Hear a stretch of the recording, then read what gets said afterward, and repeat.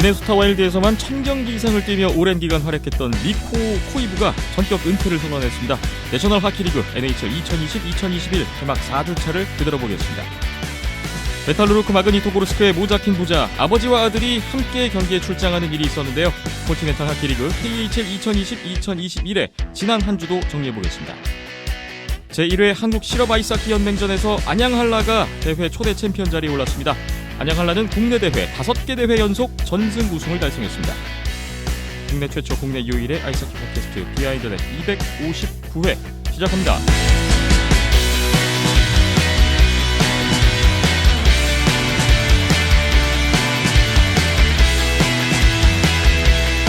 비하인드넷 259회 출발했습니다. 오늘 2월 10일 수요일 오후에 녹음을 하고 있습니다. 안녕하세요. 김태범이고요.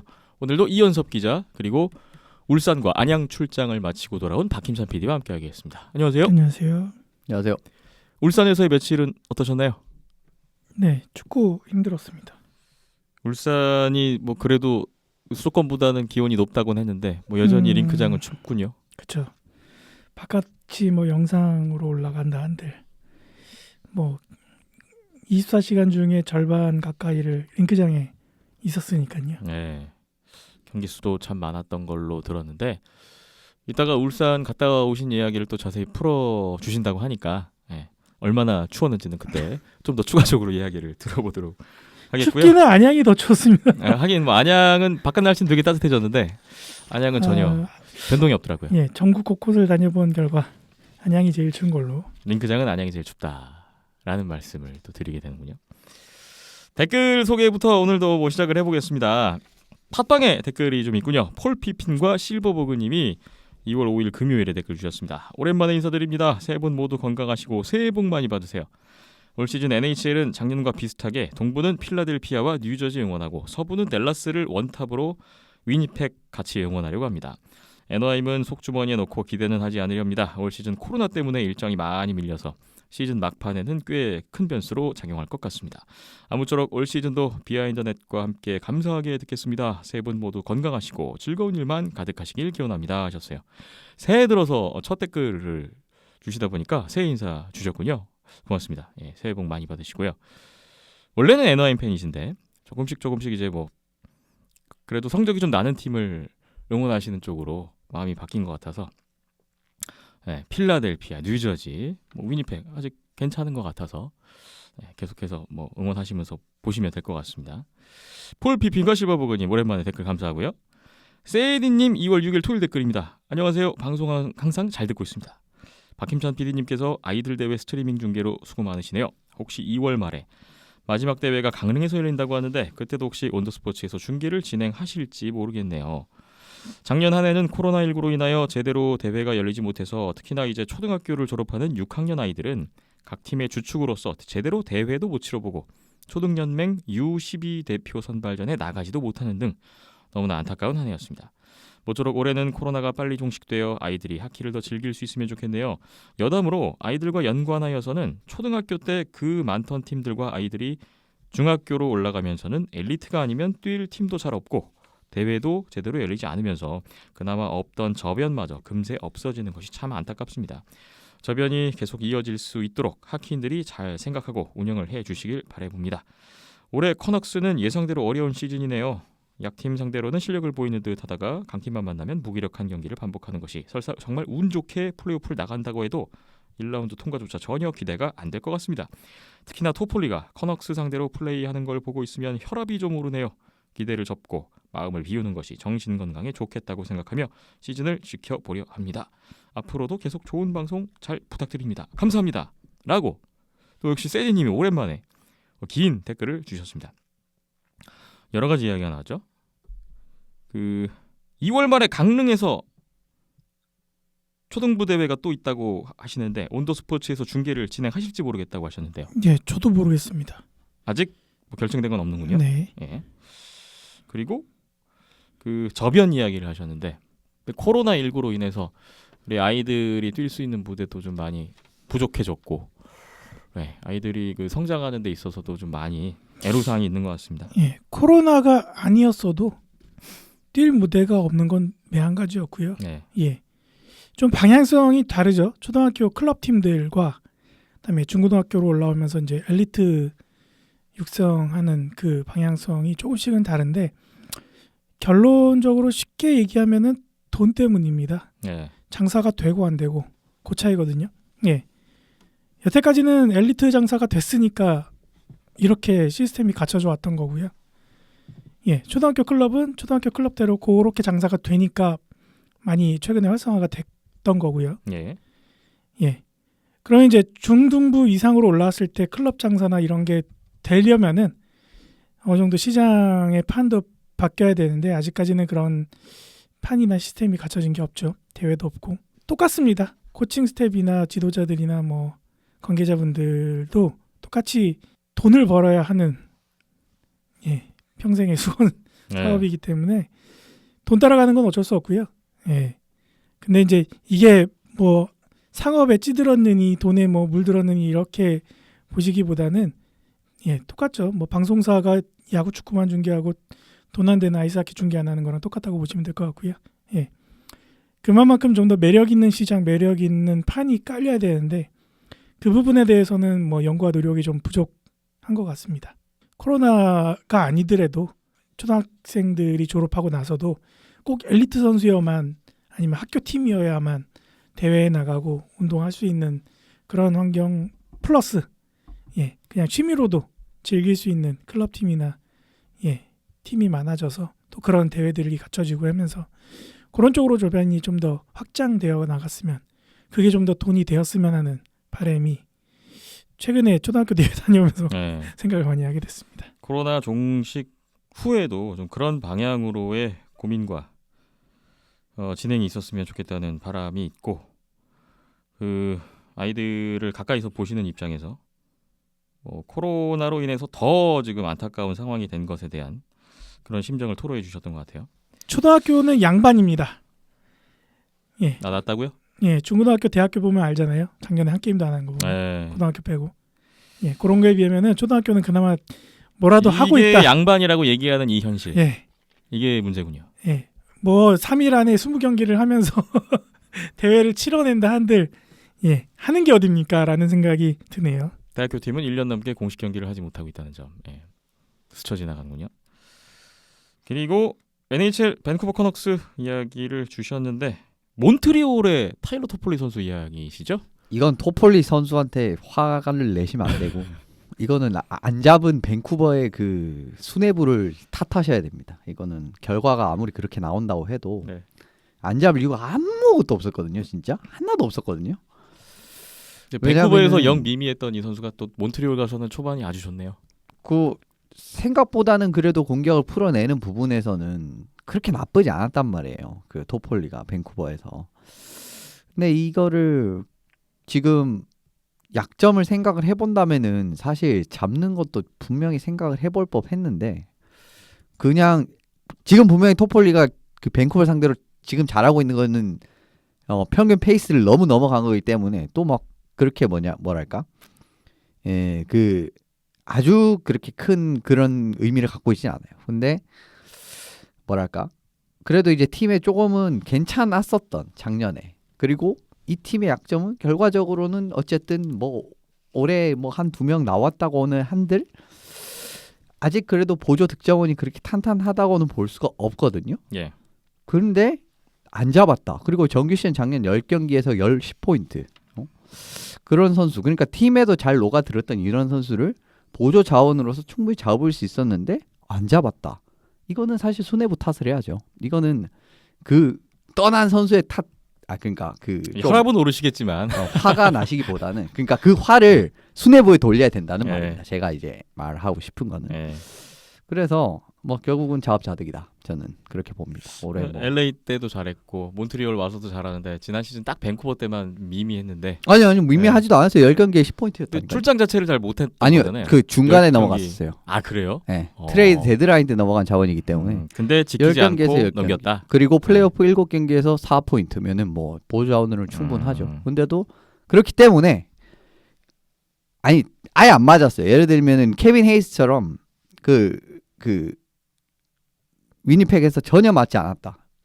데드라인 데려왔는데 그러면 그냥 보내도 됩니다. 그러면 그 보냈는데 걔가 거기 딴 데 가서 잘하는 거는 별 문제가 아니에요. 근데 네. 이 팀에서 잘했는데 안 잡았단 말이거든요. 이건 사실 캡을 만들었어도 사실은 잡았어야 되는 자원이었거든요. 토폴리는 이제 밴쿠버 장기적으로 봤을 때 아무튼 뭐 저는 이런 부분은 그 수뇌부의 실책이라고 봅니다. 그 토폴리가 커넉스 상대로 하시는 걸 보고 좀 마음이 그러하셨군요. 뭐 이미 떠난 선수고 뭐 어쩔 수 없죠 이제는. 올해는 큰 기대 안 네. 하시는 게 좋습니다. 세디님 밴쿠버 팬으로서의 또 감상까지 보고 갑니다. 다음 댓글 남동우님 2월 6일 댓글입니다. 김태범님 구정이 아니라 설날이라고 하셔야죠. 구정은 메이지 유신 이후에 음력을 폐지한 일본에서 나온 단어라는 거 아시면서 점점점 하셨습니다. 제가 그 했던 말의 용어에 대해서 좀 불편함을 느끼신 것 같고요. 그래서 댓글을 좀 주신 것 같아요. 저도 신정 구정이 일본에서 유래한 말이라는 그런 이야기를 알고는 있는데 그 논란이 있었던 것도 알고는 있습니다. 그 당시에 국립국어원에서는 뭐 신과 구 뭐 이런 거는 우리나라에서도 자주 생성되는 뭐 한자어 한자권에서는 네. 그런 이야기 잘 한자어 쓰죠. 생성이다 뭐 이런 이유로 해서 뭐 신정 구정이라는 게 일본어 투 표현이라고 보기는 어렵다라는 입장 표명을 했던 또 기억이 있는데요. 현재 여전히 좀 표준어로 쓰이고 있다 보니까 저도 뭐 익숙함에 바꿔서 써야겠다는 생각을 크게 못했던 것 같아요. 지적 감사하고요. 저는 이제 앞으로 음력설, 양력설이라고 표현하도록 하겠습니다. 댓글 감사합니다. 유튜브 댓글 보겠습니다. 공원사님 2월 4일 댓글인데요. 부대에서 축구 족구보다 아이스하키 좋아한다니 다들 의아해하네요. 점심시간에 아이스하키 동영상 보고 있으니 조금은 관심을 가지는 듯합니다. 여기서라도 저변을 넓혀야겠습니다. 군인들이라 파이트 영상을 좋아하네요. 에드먼턴 토론토 경기 너무 재밌게 봤습니다. 오늘 방송도 잘 들었고 수고하셨습니다 하셨고요. 김정곤님이 답글 주셨어요. 제 주변에도 님처럼 그런 분위기네요. 그만큼 아이스하키가 우리나라에서는 저변이 넓지 않다는 얘기겠죠 하셨습니다. 아이스하키 좋아한다고 하면 주변에서 좀 의아하게 생각들을 하시는가 보군요. 공원사님이 지금 그 댓글 보니까 공시성을 가진 원사 계급의 군인이신가 봐요. 그런가 보네요. 저는 그냥 공원사님이라 했을 때 뭔지 몰랐는데 그렇군요. 지금 내용 보니까 그런 것 같네요. 군인이신 것 같습니다. 네. 이렇게 또 퍼즐이 맞춰가는 거. 원사면 되게 부대에서 높은 고생을 계급으로 오래 하셨을 텐데. 네, 그로 알고 있는데 네. 역시 파이트는 많은 분들이 좀 관심을 끄시는 것 같군요. 종합 아이스하키 선수권대 박민규 선수, 송영철 선수 간의 파이트 이야기를 해주셨어요. 공원사님 댓글 감사합니다. 에드워드마님 2월 4일 댓글 NHL 이대로 괜찮을지 점점. 저는 이거 뭐 아이디를 안 보고 댓글만 봐도 누구와 다르신지 딱 알 것 같더라고요. 계속 지금 코로나19로 경기 취소, 연기 이어지고 있는 것에 대한 걱정스러움 또 남겨주셨는데 오늘도 뭐 경기 취소 소식도 있더라고요. 이따가 또 전해드릴 텐데 걱정입니다. 위태위태한 거군요. 다음 댓글 볼츠 렛츠고님 2월 5일 댓글입니다. 정말 축하합니다. 협찬 광고가 앞으로도 더 많아졌으면 합니다. 대명이 한라 이겨보나 했더니 역전패를 당하긴 했네요. NHL 응원팀만 제외하면 언더독을 좋아해서 하이원 경기를 봤는데 참 아쉽습니다. 좋은 골리를 보유한 것 같은데 공격 작업 특히 엔트리 패스나 파워플레이 때를 포함하여 셋업 작업에서 조금만 더 섬세해지면 좋아질 것 같다는 생각을 합니다. 그리고 혹시 우리나라에서도 NHL처럼 페널티 때 심판이 마이크로 전달해 줄 수는 없는지 궁금합니다. 이런저런 사정으로 이번이 직관할 수 있는 마지막 기회가 될 것 같은데 제발 거리두기 풀리기를 바랍니다 하셨어요. 종합 아이스하키 선수권 대회 보신 하이원 팀에 대한 소감이신 것 같고요.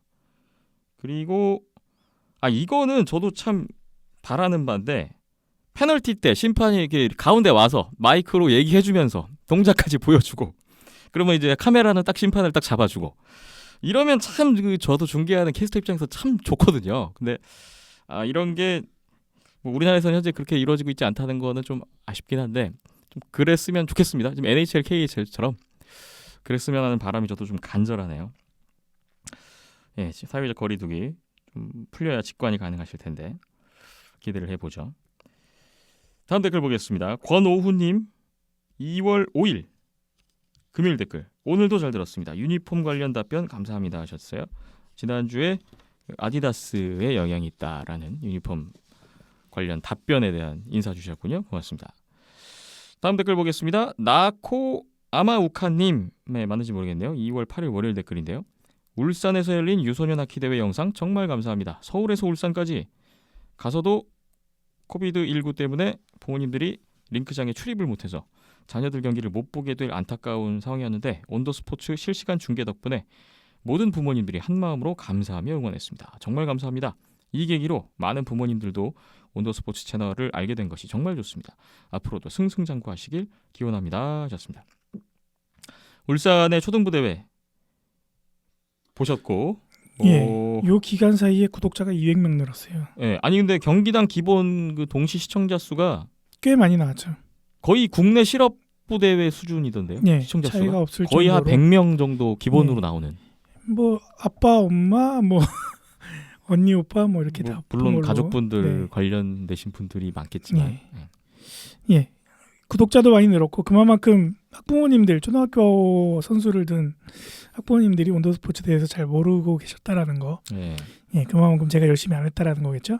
더 열심히 해주시고요. 그리고 저희한테 감사하기보다는 저희를 섭외하고 저희가 내려와서 촬영할 수 있게 해준 초등학교 연맹에 감사를 돌리는 게 맞는 것 같습니다. 예. 초등연맹의 의지가 없었더라면은 이런 일들이 성사가 안 됐을 거니까요. 그런 의지에 대한 감사를 초등연맹 쪽에 돌리는 게 맞는 것 같습니다. 네.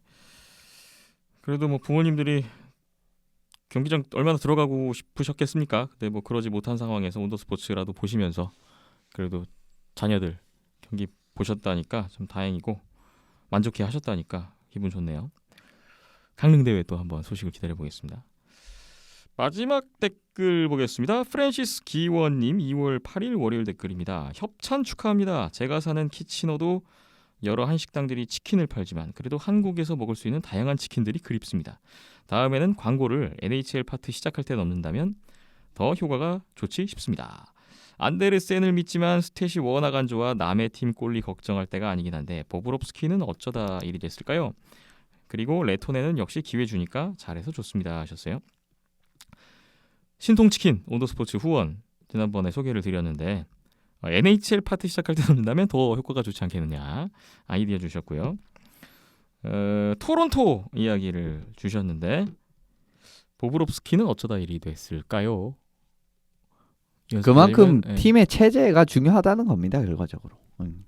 그러니까 골리를 판단하는 부분은 골텐더의 그런 역량만도 있지만은 전반적으로 이제 그 골리의 부담을 어느 정도면 경감할 수 있는 수비진이 있다면은 성적이 더 잘 나오는 건 당연한 거죠. 예. 근데 이제 콜럼버스는 그런 이제 체제가 갖춰졌었는데 사실 플로리다는 코엔벨 감독 체제부터가 사실 좀 그렇지는 않습니다. 조금은 이제 더 공격적으로 나가는 성향이기 때문에 그리고 지금 당장 플로리다에 그렇게 믿을 만한 수비수도 별로 없죠. 그런 부분. 그러니까 이 그 깊이는 괜찮은데 이렇게 막 썩 아주 뭐 좋다 이런 느낌이 아닙니다. 그런 부분이 있다라는 부분. 그러니까 이제 보브롭스키가 조금은 이제 옛날 모습이 돌아오는 거죠. 그래도 이제 오늘은 좀 잘했던데 별 네. 의미 없습니다. 뭐 디트로이트 상대로 잘해봤자 그렇게 큰 의미는 없어요. 네. 그러니까 좀 더 지켜봐야겠지만 뭐 돈값은 못할 것 같다라는 게 제 생각입니다. 예.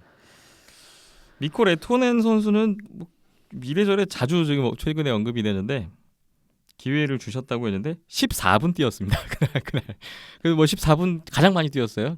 이 어시스트 했잖아요. 예, 이돔하고 근데 그 다음 날 또 다시 그 다음 경기 12분? 12분 네. 뭐 그 정도가 그냥 뭐 3라인 수비수라고 생각하면 거의 적당한 시간을 받는다라고 네. 보고 뭐 지금은 경기력이 예전보다 좀 많이 좋아졌습니다. 옛날에는 처음에는 막 진짜 조금 스피드 적응도 안 되는 것 같고 제 플레이도 안 나오고 포지셔닝 이런 게 진짜 어중간했는데 지금은 많이 좋아졌어요. 진짜 많이 좋았습니다. 그렇기 때문에 좀 앞으로도 좀 기용을 하면은 계속 좀 쓰세요.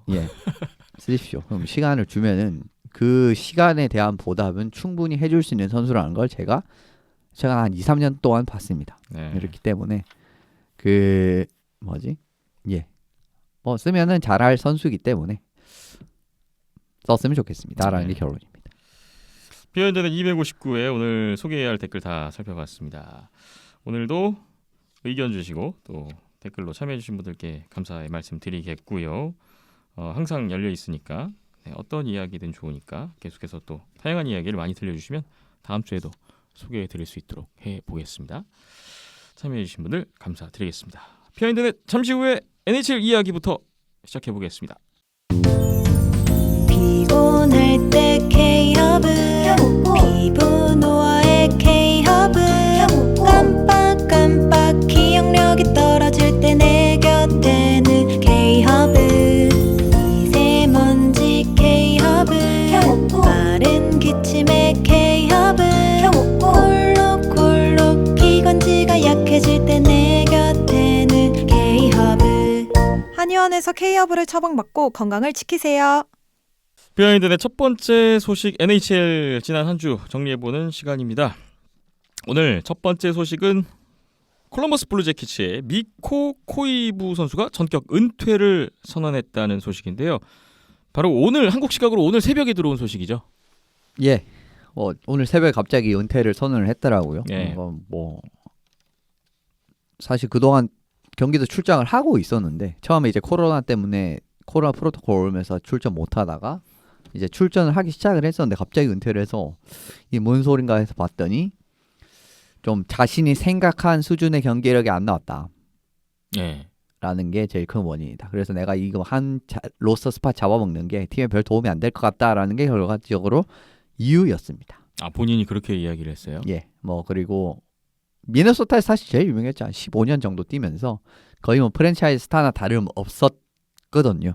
주장도 10년 했었고. 넘게 주장했었죠? 예. 예. 근데 기량이 떨어지고 미네소타가 지금 좀 과도기에 들어오면서 앞으로 재계약 안 하겠다라는 걸 미네소타에게 통보를 받고 이제 FA로 이제 단년 계약 맺으면서 콜럼버스에 합류를 했었습니다. 근데 예. 뭐 최근 7경기에 나왔는데 갑자기 은퇴를 했어요. NHL 통산 1035경기 206골 505어시스트입니다. 이 대부분이 다 미네소타 와일드에서 기록한 스탯이죠. 여기서 이제 통산 경기에서 7 빼고 통산 골에서 1 빼고 어시스트 1 빼면은 이제 전부 미네소타에서 올린 기록이기 때문에 네. 사실상 거의 미네소타에서 올린 기록이다라고 보시면 되고. 그래도 통산 200골 500도움 그렇습니다. 1000경기 이상 예, 한 대단한 선수입니다. 거죠. 예. 그리고 뭐 수비력까지도 상당히 좋은 투웨이 센터였기 때문에 더 의미가 있는 그런 선수라고 할 수가 있겠습니다. 네. 이래서 뭐 또 한 시대를 풍미했던 코이부 형제가 다 이제 NHL에서 떠나는 예, 이런 상황까지도 오게 됐네요. 근데 네. 뭐 수상 경력도 진짜 이 선수가 대단하고 언더 20에서도 금메달, 은메달이었나? 동메달이나 어쨌든 뭐 메달도 어마어마하게 땄습니다. 그 올림픽에서도 은메달 하나, 동메달 하나. 저는 이제 핀란드 선수가 은메달, 동메달 올림픽에 썼다 이러면 진짜 어마어마한 성공이라고 생각을 합니다. 네. 물론 이제 금메달이면 더 좋지만 그런 부분도 있고 언더 18에서 금메달 땄었고 월드 챔피언십 금메달 하나 있고 월드 주니어 챔피언십 은메달, 월드 챔피언십 은메달 2번, 그다음에 월드 주니어에서도 동메달 한 번. 어쨌든 뭐 상이란 상은 예, 그 국제 무대에서도 그 수상 팀을 좀 성공적으로 많이 이끌었던 이런 센터 자원인데 많이 아쉽네요. 뭐 그런 화려한 수상도 있었고 뭐 그러다 보니까 2001년에 1라운드 6순위에 미네소타 지명받고 이제 미네소타에서 쭉 데뷔를 해서 뛰었던 선수인데 83년생입니다. 그러니까 최근 한 3년은 하향세이긴 했는데 그래도 콜럼버스랑 계약을 했다는 거는 올 시즌에 현역에 대한 의지가 있었다는 건데 이렇게 또 시즌 초반에 이런 소식이 전해져서 좀 미네소타 팬분들이나 뭐 코이부 선수 팬분들 입장에서 좀 많이 좀 허탈할 수도 있는 그런 좀 소식이 전해진 것 같네요. 지금 뭐 콜럼버스 단장이 케켈레이넨 단장이 또 핀란드인이기 때문에 네. 뭐 베테랑 이런 센터 자원을 한번 또 추가하기 위해서 영입을 했었던 것 같은데 결과적으로 뭐 조금은 생각지 않은 모습이 됐지만 좀 뭐 자신의 몸 상태를 빠르게 인지하고 뭐 빨리 이제 그 은퇴를 선언한 부분은 뭐 프로 의식 자체는 대단하다라고 할 수가 있을 것 같습니다. 예. 미코 코이부 선수의 은퇴 소식으로 오늘 시작을 했던 NHL 이야기입니다. 그리고 다음 소식은 역시나 코로나19로 인해서 경기 취소 발표가 연이어 나왔던 소식인데 오늘도 뭐 추가적인 소식이 있었고요. 한번 정리를 해주실까요? 예, 뭐 뉴저지랑 버펄로, 미네소타가 지금 또 코로나로 인해서 경기가 중단된 상황이었는데 추가로 연기가 됐습니다. 뉴저지가 3경기, 버펄로가 2경기, 미네소타가 또 2경기 추가 연기가 됐고 예. 결과적으로 한 2주 정도 그 공백기가 생기게 될 것 같아요. 근데 지금도 뭐 프로토콜 명단 보면은 어마어마하게 이름이 올라가 있기 때문에 이게 점점 좋아질까라는 생각이 들기도 하고 또 이제 콜로라도도 미네소타랑 경기를 하면서 옮은 것 같습니다. 제가 봤을 때. 그러면서 좀 문제가 생긴 것 같고요. 그리고 오늘도 이제 플라이어스 캐피털스 경기가 예정이 돼 있었는데 또 확진자 발생이 되면서 취소가 됐어요. 예. 이게 사실은 그 전 경기에도 이 이야기가 있었는데 지금 NHL 래피드 테스팅이라고 해서 빠른 검사, 그러니까 지금 PCR 검사를 하면은 그 결과가 나오기까지의 시간이 결과적으로는 그 비는 공백의 시간이 있습니다. 근데 네. 그걸 없애기 위해서 래피드 테스팅을 해서 지난 경기 같은 경우에는 필라델피아 캐피털스가 그 빠른 검사를 해서 빠르게 결과를 받고 다 이제 음성이 뜨니까 경기가 진행이 됐거든요. 근데 오늘 같은 경우에는 또 양성 판정이 나왔기 때문에 결과적으로 오늘은 필라델피아도 제가 생각했을 때는 그 들어갈 수도 있습니다. 예. 이런 부분에서 점점 이제 미국 팀들에서 계속 이제 문제가 생기는데 캐나다는 역시 방역 당국이 좀 철저하고 아무래도 까다롭기 때문에 아직까지 큰 뭐 지연이라든지 그런 게 없죠. 이런 그렇습니다. 부분에서 조금 차이가 있네요. 예. NHL 간략하게 뉴스들 살펴봤고요. 지금부터는 이제 역시나 각 디비전별로 한 주 동안에 어땠는지 정리를 해보면서 예. 좀 눈에 띄는 팀들에 대한 이야기를 좀 풀어야 되겠습니다. 오늘 먼저 스코샤 노스 디비전부터 보겠습니다. 스코샤 노스 디비전 일단 계속해서 오타와가 몬트리올을 꺾고 10경기 만에 승리를 챙겼는데 축하의 말씀 보내겠고요. 아무 의미 없습니다. 오늘 또 졌잖아요. 아무 물론 의미 또 지긴 했지만 연패를 일단 끊었다는 거. 오늘 뭐 또 뭐 드라이자이틀이랑 맥데이비드한테 1포인트도 안 뜯겼는데 졌습니다. 이거 뭐 네. 그냥 문제가 있다는 거죠, 팀이. 사실 네. 별 크게 기대를 안 했는데 네. 그리고 생각보다 좋다라고는 말씀드리고 실제 오늘도 슈팅수 42대 20이면은 괜찮거든요. 근데 그때도 말씀드렸듯이 결정력이 아주 썩어 있다. 또 이런 게 이런 결과가 그대로 나오지 않나. 그러니까 생각보다 좋긴 한데 그게 이제 그 100% 이제 그 결과로까지도 안 이어지는 거죠, 지금. 그래도 어느 정도는 제가 한 반타작 정도는 결과로도 이어질 거라고 생각을 했는데 물론 이제 지금 그러니까 그 승률이 이제 반타작 나올 거라고 예상한 게 아니라 그러니까 어느 정도는 그래도 이거보다 조금 더 잘하지 않을까? 그리고 이거보다 그래도 결정력 골을 조금 더 넣지 않을까 했는데 지금 그런 모습 전혀 나오지 않기 때문에 사실 성적을 또 바랄 수가 없는 좀 그런 상황이 나오고 있는 것 같네요. 네. 이 디비전에서 지금 오타가 제일 밑에 있고요. 그리고 독보적이죠. 그에 못지않게 좀 어려운 팀이 이 팀인데 오늘 이 팀 이야기를 해야 될 것 같습니다. 밴쿠버 커넉스입니다. 밴쿠버가 오타와전 3연전 싹쓸이 아무 의미 없다고 하셨던 없잖아요. 그 이후에 네. 4연승 했는데 뭐 역시나 2월 들어서 바로 몬트리올, 토론토 만나더니 내리 5연패. 토론토와의 3연전 수입 당했고요. 뭐 다시 뭐 4연승한 거 다 까먹었습니다. 밴쿠버 커넉스. 일단 뭐 우려했던 대로 예상했던 대로 가고 있네요. 예, 뭐 그 준비 그 프리뷰 때 보여드렸던 그 자료에서 이제 그 거의 비슷합니다. 별반 차이가 없습니다. 그걸 이제 다시 한번 봤는데 제가 그거 수기로 기록을 해가지고 조금 이제 잘못 기록을 한 게 있어서 작년 성적이 5승 10패였습니다. 5승 10패. 4승 10패 그때 1연장패 뭐 이렇게 나왔던 걸로 기억을 하는데 근데 5승 10패입니다. 이번 그 캐나다 팀들 상대로 그렇습니다. 작년에 밴쿠버 커넉스가 5승 10패를 했어요. 그런데 지금까지 성적 6승 10패입니다. 네. 다른 거 거의 없죠. 다른 게 없습니다. 네. 별건 다른 게 없어요. 15경기에서 작년에 보시면은 36개 골 넣고 50실점을 했거든요.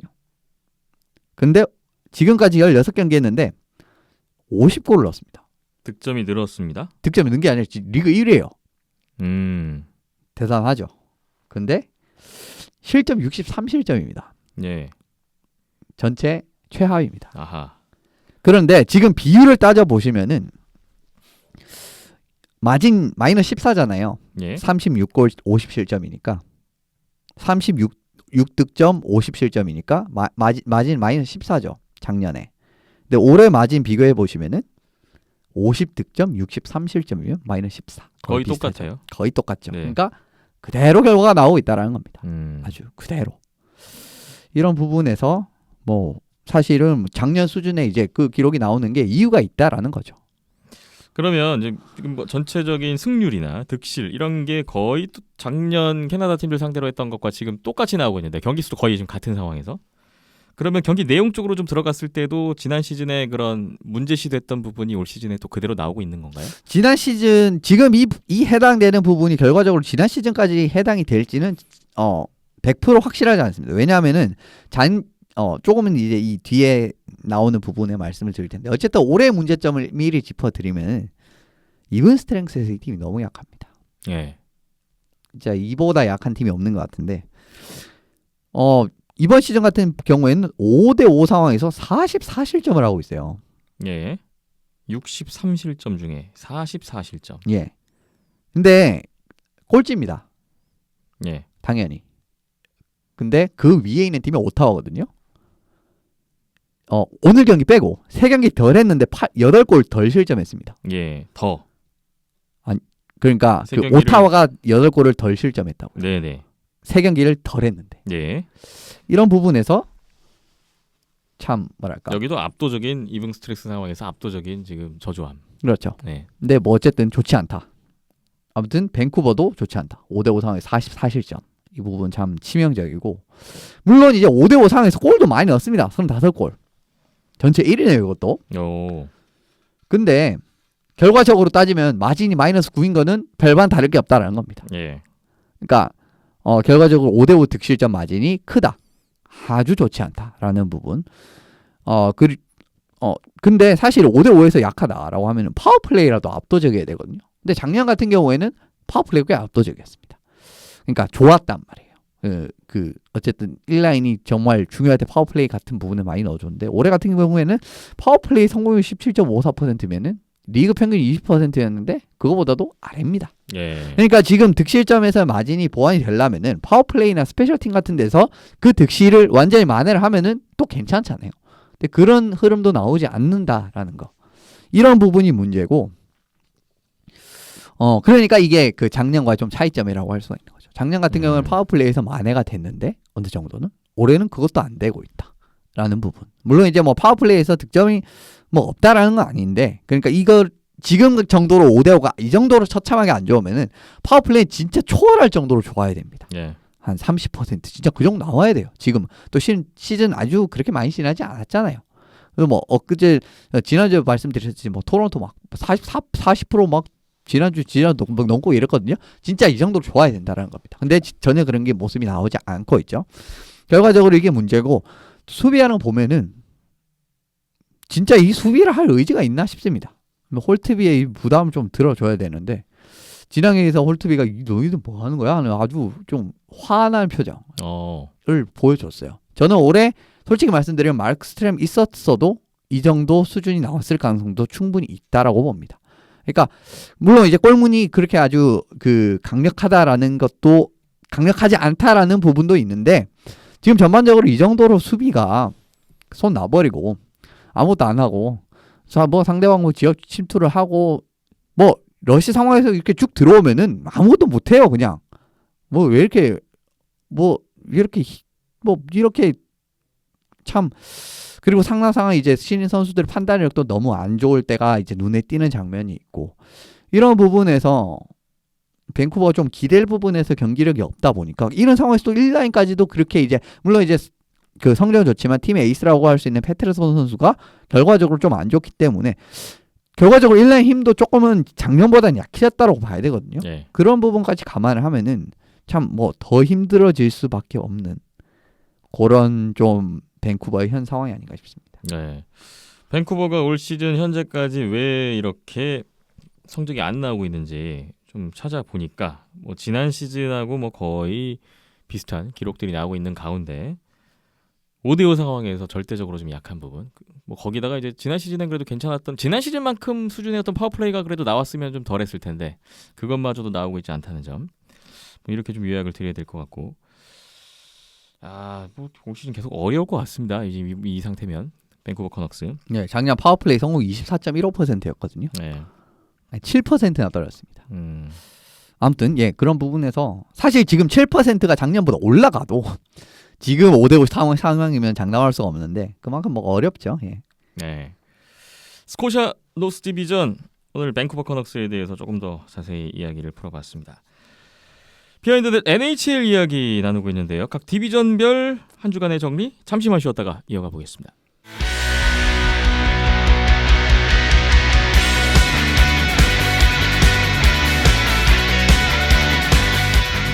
지난 한 주 동안 어땠는지 각 디비전별로 NHL 정리해보고 있습니다. 이번에는 매스뮤추얼 이스트 디비전 살펴보겠습니다. 여기서는 지난주 보니까 워싱턴이 3연패를 하면서 조금은 또 주춤하는 모습이었고 뉴욕 아일랜더스가 그래도 최근 4경기 2승 2OT로 승점을 좀 회복했던 지난 한 주였습니다. 이런 가운데 지난 한 주 동안에 또 가장 돋보였던 팀은 역시나 보스턴 브루인스를 꼽지 않을 수가 없겠는데요. 오늘 보스턴 이야기를 좀 해야 될 것 같습니다. 보스턴이 워싱턴전에서 연장패 했고 4연승은 끊겼는데 뭐 이후에 워싱턴, 필라델피아 상대로 원정 경기를 했는데 다시 3연승, 디비전 선두 자리를 유지하고 있습니다. 뭐 요즘 성적이 너무 좋군요. 강력하죠. 네. 그냥 뭐 사실은 보스턴 형도 올해 이 디비전에서 충분히 살아남을 힘이 있다라고 생각을 하고 잘 풀리지 않을까 했는데 이제 물론 우리의 수선을 주신 분들도 있으십니다만 물론 수비진을 믿을 수 없다 이런 부분. 네. 근데 뭐 그런 문제 별로 지금 나오지 않고 있죠. 이제 부상자 같은 부분이 결과적으로는 이번 1월이나 이런 때 초반에 좀 부상자들이 발생을 했는데 그 공백이 생각보다 별로 안 나오고 있습니다. 지금 보스턴이. 카시에 선수가 1월 중순 이탈을 했었고 그리고 23일날 그리즐리, 26일 더블러스크 이렇게 지금 중요 자원들이 연속적으로 이탈을 하면서 위기에 좀 빠질 수도 있었거든요. 왜냐하면 이런 부분에서 위기가 발생할 수 있는 부분 뭐였냐면은 그 전까지 보스턴이 진짜 지지리도 골을 못 넣는 팀이었었습니다. 초반 한 서너 경기 정도. 네. 그런 부분이 있어서 근데 부상자까지 나왔다. 이거는 진짜 심각할 수 있었거든요. 근데 이제 경기력이 회복이 됐다라는 부분. 근데 이제 득점력이 일단 다시 올라왔었고 파워플레이 같은 부분도 보스턴 하면 일단은 파워플레이에서 크게 앞서가는 부분이 또 매력적인 팀이기 때문에 그런 부분이 살아나면서 좀 득점이 풀리나 싶었는데 또 부상자가 나온 상황이었단 말이에요. 네.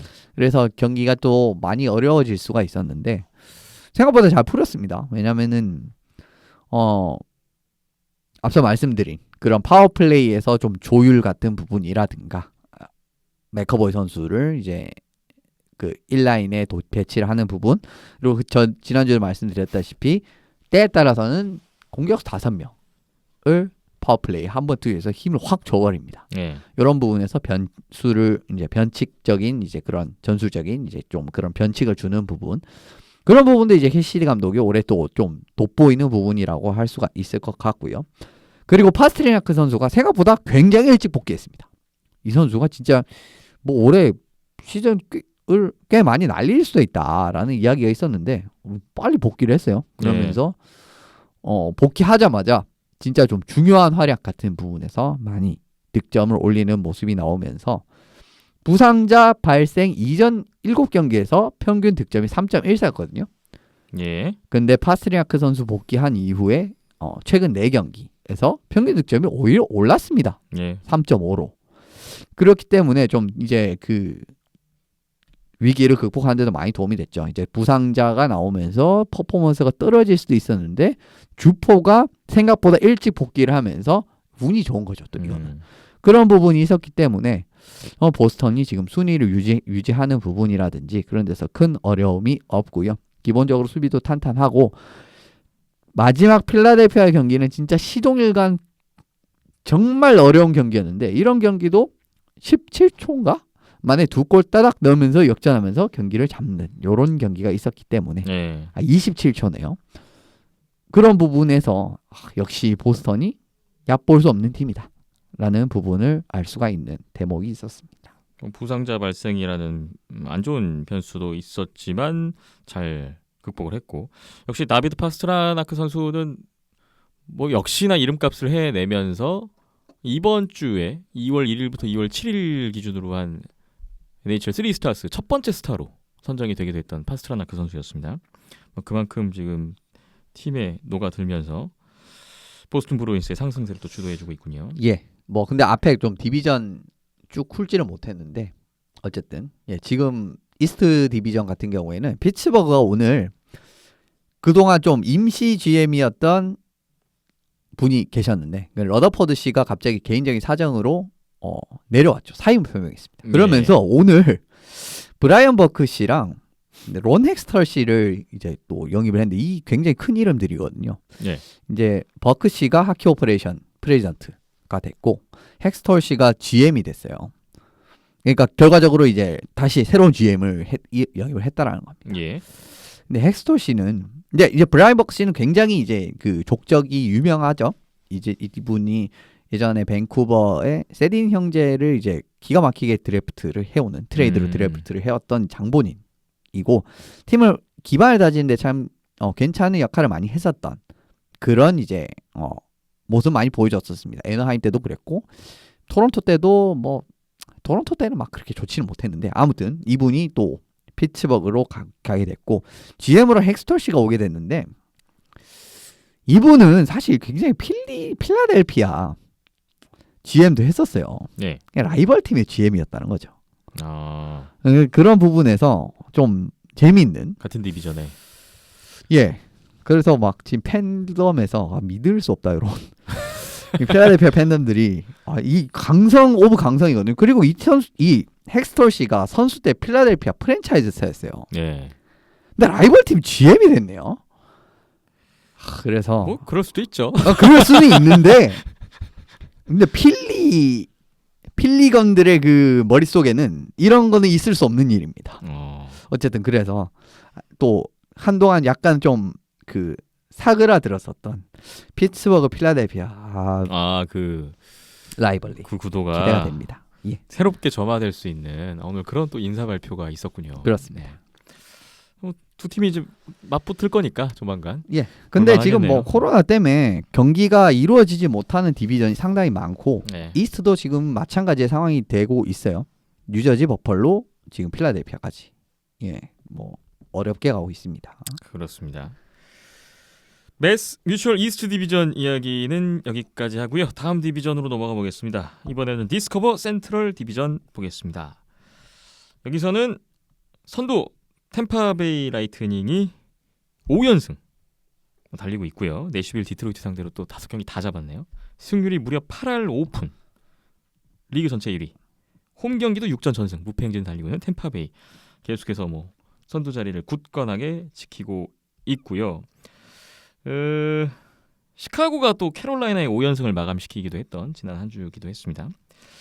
오늘 이 디비전에서 좀 자세히 이야기를 나눠봐야 될 팀은 콜럼버스 블루 재킷인데요. 오늘 이현숙 기자님, 콜럼버스 블루 재킷 저지를 입고 나오셨습니다. 소개를 먼저 부탁드릴게요. 저희는 한번 입고 나온 게 저기 있는데 블라디슬라프 가브리코프 선수입니다. 가브리코프. 뭐 원래 이제 콜럼버스는 44번 다는데 예. 요 선수의 거의 분신과 같은 넘버는 4번입니다. 그래서 저는 4번으로 4번으로 마킹을 하셨고 오늘 어떤 이유에서 가브리코프 선수의 저지를 선택하셨나요? 지금 워런스키 선수가 부상이거든요. 예. 1라인에 어떻게 보면 존스 워런스키가 굉장히 이제 콜럼버스의 큰 힘 중에 하나인데 워런스키 자리에 가브리코프를 넣었더라고요. 예. 와, 그래서 좀 뿌듯했었습니다. 개인적으로 팬으로서 진짜 좋아합니다. 네. 가브리코프 선수는 진짜 그 KHL 스카 시절 때도 정말 좋아했던 선수였고 이 선수는 진짜 그 올림픽 때도 봤을 때 이 선수는 가면 무조건 성공할 것 같다라는 생각이 많이 들었었던 선수거든요. 근데 예. 실제로 가서 기회 부에 잡고 성공하는 거 보니까 더 뿌듯하더라고요. 오늘 콜럼버스 블루제키츠의 가브리코프 선수의 저지를 입고 콜럼버스 이야기를 해주셔야 되는데 콜럼버스 블루제키츠가 지난주를 돌이켜보면 댈러스, 캐롤라이나 만만치 않은 팀들과의 대결이 있었고요. 근데 좀 좋았던 장면들이 꽤 많았던 것 같아요. 잭 로슬로빅, 파트리크 라이네 선수가 같이 골을 넣으면서 댈러스를 이기기도 했고 그렇죠. 라이네 선수 이적 후 첫 골이었죠. 로슬로빅 선수 최근 콜럼버스 와서 또 좋은 활약을 보여주고 있는 것 같고요. 콜럼버스의 지난 한 주 어떻게 보셨습니까? 승률 자체 5할 맞췄습니다. 굉장히 강력한 팀들 상대로. 네.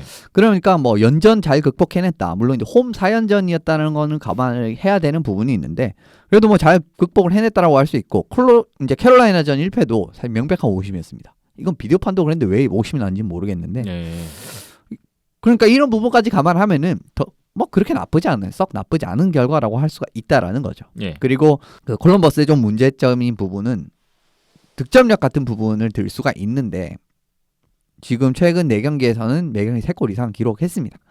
그러면서 공격에서도 좀 풀리는 모습이 동시에 나오고 로슬로빅이 사실은 이 선수가 지금 그 RFA 제한적 FA 선수라서 계약을 안 하고 있었는데 콜럼버스랑 계약을 하고 시즌 중간에 도입이 뛰는 부분이 있었는데 그래서 정말 잘할 수 있을까라고 생각을 했는데 아주 팀에 잘 녹아들면서 첫 7경기에서 2골 어시스트를 하고 있습니다. 7포인트. 최근 5경기에서만 7포인트네요. 그렇습니다. 뭐 대단하죠. 확실히 이제 기대치에 이제 부합을 하는 이런 영입이라고 볼 수가 있을 것 같고요. 예. 뭐 그렇기 때문에 어떻게 보면 좀 득점에서도 좀 좋은 매경기 3골 이상씩을 기록을 한 좀 안정적인 득점력을 과시할 수 있는 이런 상황이 나왔기 때문에 사실 팀 전반적인 분위기로 봤을 때는 좀 이제 사실은 더 잘할 거라고 기대를 했었잖아요, 콜럼버스는. 예. 근데 그런 계기를 좀 분위기 반전을 할 그런 발판 자체를 마련을 할 수 있었던 주가 아니었나 싶습니다. 출발이 기대에 미치지 못했던 콜럼버스인데 지난 한 주 봤을 때는 그래도 반등할 수 있는 뭔가를 보여줬던 좀 긍정적인 요소들이 좀 보였던 한 주였던 것 같습니다. 그런데 그 지난 한 주 동안에 콜럼버스에서 좀 이슈가 하나 있었는데 파트리크 라이네 선수입니다. 라이네 선수가 그 앞 경기에서 멀티골을 기록했는데 바로 그 다음 경기에서 이 피리어드에서 아예 거의 기용이 안 되는 그 현지에서 좀 이슈가 됐던 걸로 알고 있거든요. 어떻게 된 건가요? 캐롤라인전에서 라이네 선수가 이 피리어드 중반부터 안 나왔죠. 네.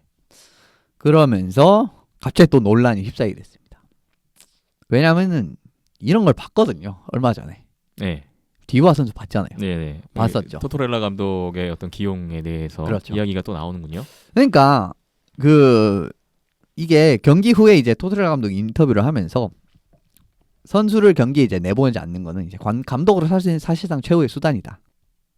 근데 뭐 이 자세한 사유는 뭐 라크룸 안에서만 이야기하도록 그러니까 정확하게 밝히진 않겠다라고 얘기를 했었어요. 네. 근데 어쨌든 정말 최후의 수단으로 본인이 한 이야기는 최후의 수단으로 라인을 뛰지 않게 했다라는 게 요점입니다. 네. 근데 사실은 전에도 라인에 때 이제 그 디부아 때도 말씀을 드렸지만은 이런 팀 체제를 강조하는 감독은 이런 선택을 드문드문합니다. 해요. 근데 이런 주기가 너무 짧아졌다라는 부분이 하나 이제 좀 우려되는 상황이라고 할 수 있고. 토토렐라 감독이 그런 얘기를 했던데요. 그 어떤 플레이 때문에 기용 안 한 게 아니라 우리 팀 어떤 우리 시스템을 좀 이해하는 과정이라고 보면 된다. 뭐 이런 얘기도 했더라고요. 예. 그러니까 결과적으로 이제 지금 라인의 경기력을 보시면은 순간순간 또 그 설렁설렁 하고 할 때가 있습니다. 그 전반적으로 이제 경기를 전반적으로 봤을 때 그러니까 그런 부분이 마음에 안 드는 게 이전 경기에서 좀 몇 개 쌓여 있었다라는 거죠. 그러니까 이렇게 하면은 벤치 앉아만 있는 거야라는 거를 보여준 겁니다. 그러니까 토토렐라 식의 이제 그런 코칭이죠. 좀 강압적인. 근데 요즘은 그런 시대가 아니라서 약간 좀 비난을 받을 수가 있는데 예. 좀 그런 스타일인 거고 사실은 이런 부분이 사실 결과적으로 또 논란이 되는 거는 디부아 때 그래 놓고 또 이러냐라는 겁니다. 너무 짧은 시기에.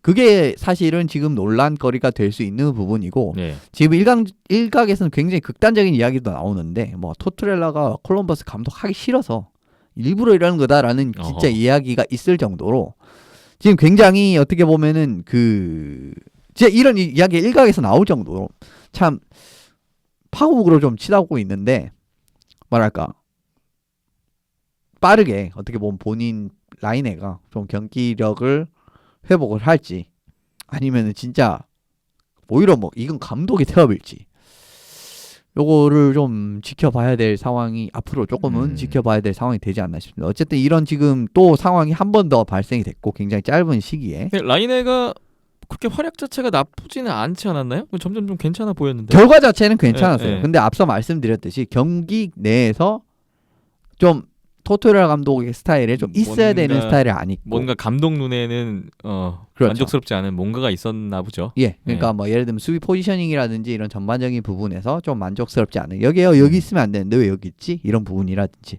그런 부분이 이제 하나하나 쌓인 결과라고 보시면 됩니다. 네. 근데 얼마 전에 또 리언 파우디 선수도 굉장히 큰 미스를 많이 한 이후에 또 바로 벤치에 경기를 출전 안 시키는 이런 이제 결과도 있었기 때문에 결과적으로 코칭 스타일인데 이걸 너무 자주 쓰면은 사실 좀 설득력이 떨어질 수밖에 없지 않나 라는 부분이 있습니다.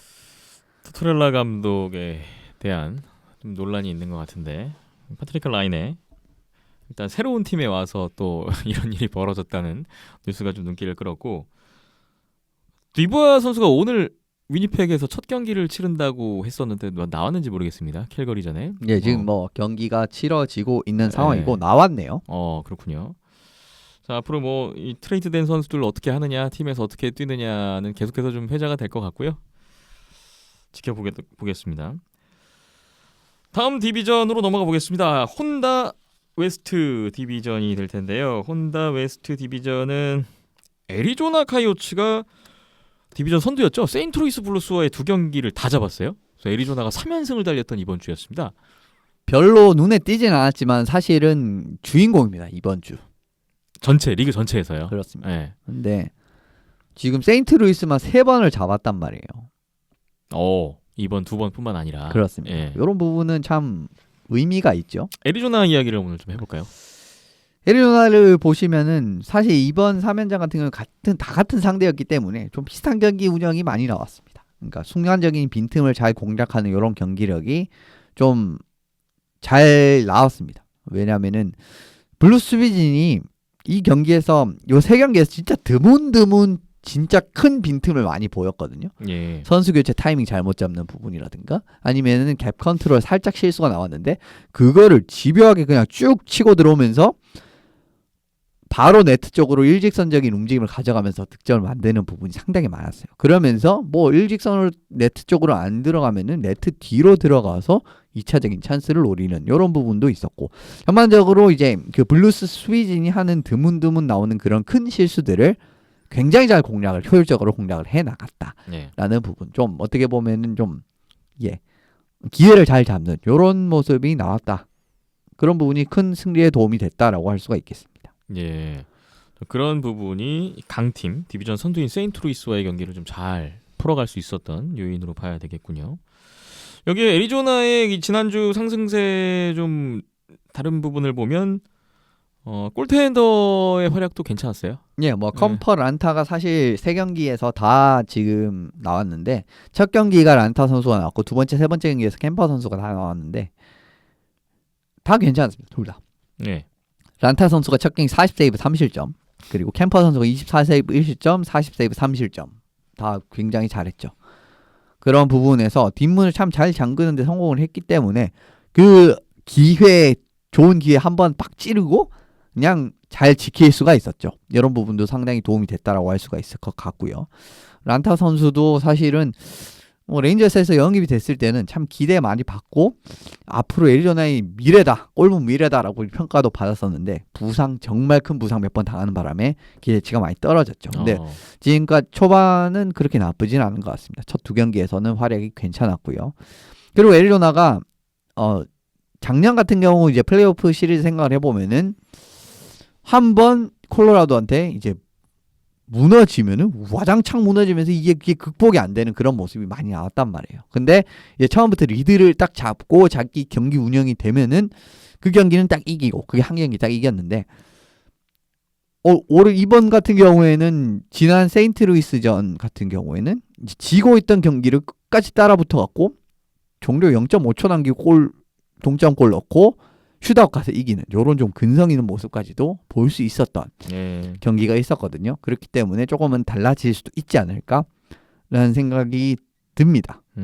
예, 그래서 좀 지켜봐야 되는데 아무튼 애리조나가 이번 주에 확실히 세인트루이스에게 3연승을 거두는 이런 부분은 상당히 큰 의미가 있었다라고 생각을 합니다. 네. 애리조나 카이오츠가 이 혼다 웨스트 디비전을 넘어서 리그 전체에서 이번 주에 뭐 거의 주인공이었다라는 평이셨습니다. 예.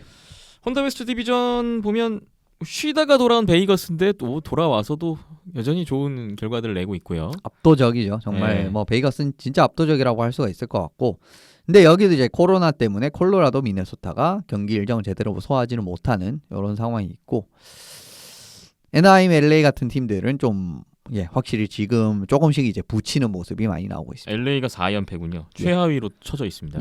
세인트루이스도 사실은 뭐 전반적인 성적을 보면은 그렇게 나쁘지 않아요. 이번에 3연패를 한 것을 제외를 하면은 아직까지는 괜찮은 수준이라고 할 수 있을 것 같고요. 사실 이제 지금 다른 디비전도 좀 코로나 때문에 여파가 있는 디비전이 지금 전체적으로 따지면 두 디비전이 지금 코로나 여파가 굉장히 크고 센트럴 같은 경우에는 뭐 플로리다가 의외로 지금 꾸역승을 많이 계속하고 있다. 근데 전반적으로 아주 강팀을 잡은 느낌은 아직은 아니다. 디트로이트한테 졌죠? 첫 정규패를 했던 그렇죠. 플로리다였는데요. 그렇기 때문에 조금은 더 지켜봐야 된다라는 부분. 아직까지 지금 10경기 7승 1, 요 페이스가 유지가 될 것 같지는 않거든요. 그래서 이제 조금 더 강력한 팀들을 상대로 하는 걸 봐야 될 것 같고 내슈빌이 생각보다 진짜 너무 경기력이 안 좋습니다. 진짜 템파한테 너무 무난하게 쓸렸거든요. 이번에는. 어떻게 보면 이 두 팀이 진짜 어깨를 나란히 할 때가 있었는데 몇 년 전만 해도 네. 이렇게까지 차이가 나고 있습니다. 요즘 뭐 템파베이가 다른 종목도 그렇고 그렇죠. 잘 나가고 있습니다. 챔파베이가 됐죠.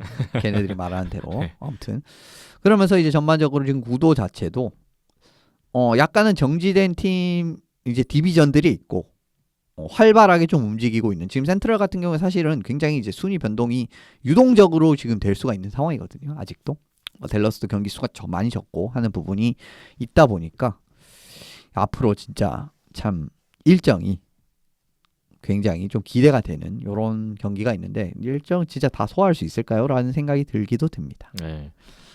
계속해서 취소 경기가 늘어나면서 순위표도 조금씩 꼬여가는 느낌인데 모쪼록 그러니까 지금 뭐가 유리하다라고 뭔가 말하기도 좀 애매합니다. 그러니까 말씀드리기도. 예전엔 안 보던 승점 획득률을 보게 됩니다. 그렇죠. 승점 자체는 조금 무의미할 수 있어서 그렇죠. 지금 네. 막 승점이 아주 큰 의미가 없어질 수도 있는 이런 상황이 또 지금 이제 초중반이 네. 되고 있네요. 네. NHL 지난 한 주 각 디비전별로 이렇게 정리를 해봤고요. 다음 회에도 계속됩니다. 한 주 동안의 변화를 한번 또 지켜보도록 하겠습니다. 비하인드넷 잠시만 쉬었다가 KHL 소식 넘어가 보겠습니다.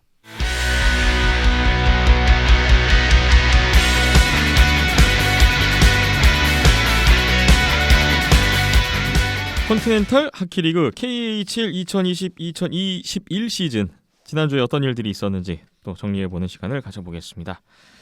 KHL 지난주에 여러 가지 뉴스가 있었는데 오늘 먼저 살펴볼 뉴스는 바로 메탈루르크 마그니토고르스크의 모자킨 선수 이야기인데요. 세르게이 모자킨 선수. 근데 그의 아들 안드레이 모자킨 선수가 KHL 데뷔전을 치렀고 부자가 함께 뛰었다는 소식이 왔습니다. 예, 지난 2월 7일이었습니다. 메탈루르크와 이제 바리스의 경기였는데 요 경기에서 예. 부자가 함께 경기를 시프트를 소화를 하는 굉장히 같은 시프트를. 같은 시프트였습니다. 아름다운 그림이 연출되는데요. 그림만 아름다웠습니다. 결과적으로 말씀을 드리면 1피리어드 페이스오프 이후에 그 다음 잡았던 페이스오프에서 공격지 이제 그 바리스 공격 지역의 바로 앞에서 이제 진행된 페이스오프였는데 거기서 이제 네스트라실 선수와 함께 모자킨 요렇게 10번 모자킨, 26번 모자킨. 그렇습니다. 좀 이쁜 그림이 나왔죠. 그러면서 아들이 KHL 대회를 아버지와 함께하는 요런 또 뜻깊은 상황이 있었어요. 정말 그 이루어지기 힘든 그렇죠. 그런 순간이자 장면인데 뭐 대단하죠. 뭐 사실 자기 아버지가 굉장히 KHL 레전드입니다.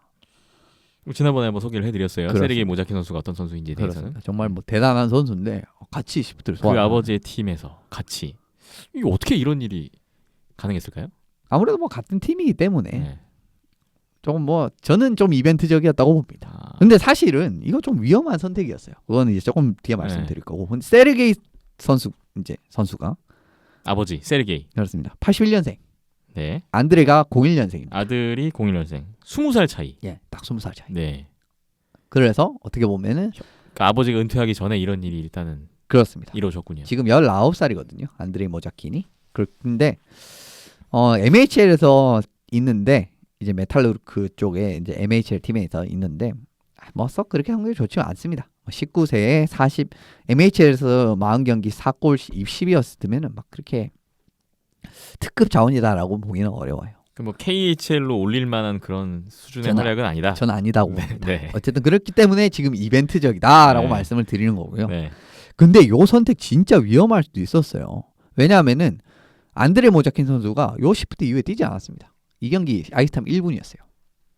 딱 시프트 한 번이요. 예. 그러니까 그 진짜 그냥 이벤트로 끝난 거네요. 이벤트죠. 이벤트. 처음에 예. 잠깐. 그 뒤에 추가 시프트 한 번 더 정도 더 탄지 네. 모르겠는데 어쨌든 아이스타임 1분이었습니다. 그러니까 네. 거의 버리는 카드였다는 거예요. 어. 한 자리를 로스 스팟 한 자리를. 그런데 메탈루르크가 지금 안정적인 상황입니까? 그러니까 저도 지금 메탈루크가 지금 치열한 동부 3위 경쟁을 하고 있는 팀인데 예. 만약에 여유가 요 그렇게 있는 상황은 아닌데. 요 오프닝 시프트에서 이거 골 먹었다. 근데 졌다. 이랬으면은 와 진짜 이거는 무슨 결과가 나왔지? 이건 뭐 그림은 예쁘지만 결과는 이겼습니다. 다행히. 그러니까 저는 뭐 이런 연출이 어느 정도 순위가 결정된 상황에서 그렇죠. 뭐 그런 상황에서는 충분히 가능하다고 괜찮죠 그건. 생각을 하는데 지금 한참 순위 경쟁을 하고 있는 1승이 지금 중요한 상황에서 이런 거를 했다는 게 좀 놀라웠어요. 아무래도 뭐 정규 승에 지금 메탈루르크가 31승이니까 조금 여유가 있으니까 요런 선택을 그래도 이제 타이브레이크 가면 우리가 조금 더 유리할 거니까 라는 생각이 든 것 같긴 한데 저는 개인적으로 좀 위험했다라고 봅니다. 그리고 한 점 차로 이겼던 걸로 기억하거든요. 다행인 건 그래도 3피리어드에 2골 넣고 역전승을 했죠. 그렇습니다. 3대2로. 거기다 또 이 아버지 세르게이가 동점골에 도움을 했고 그림 자체는 결과는 잘 나왔어요. 결과 잘 나왔어요. 10연승 성공. 9연승이 끊길 뻔도 했는데 10연승 성공한 메탈루르크. 이런 거 진짜 적당히 좀 해야 돼요. 이런 거 진짜 너무 심하게 해서 막 지잖아요. 그러면 감당 안 됩니다 그때부터. 그리고 지금 진짜 차이 안 나거든요. 참 어쨌든 네.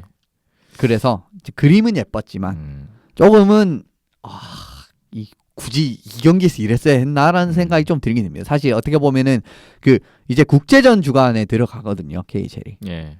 그래서 이제 경기 이제 그 전에 뭐랄까 그런 좀 그림 예쁜 그림 만들고자 했던 것 같은데 전 개인적으로 이런 거 그렇게 팬이 아닙니다. 뭐 좋은 사진은 나왔습니다. 아버지랑 아들이 이렇게 딱 벤치에 같이 나란히 앉아서 사진 이야기를 엄청 올라왔더라고요. 엄청. 나누는 그 장면도 봤고요.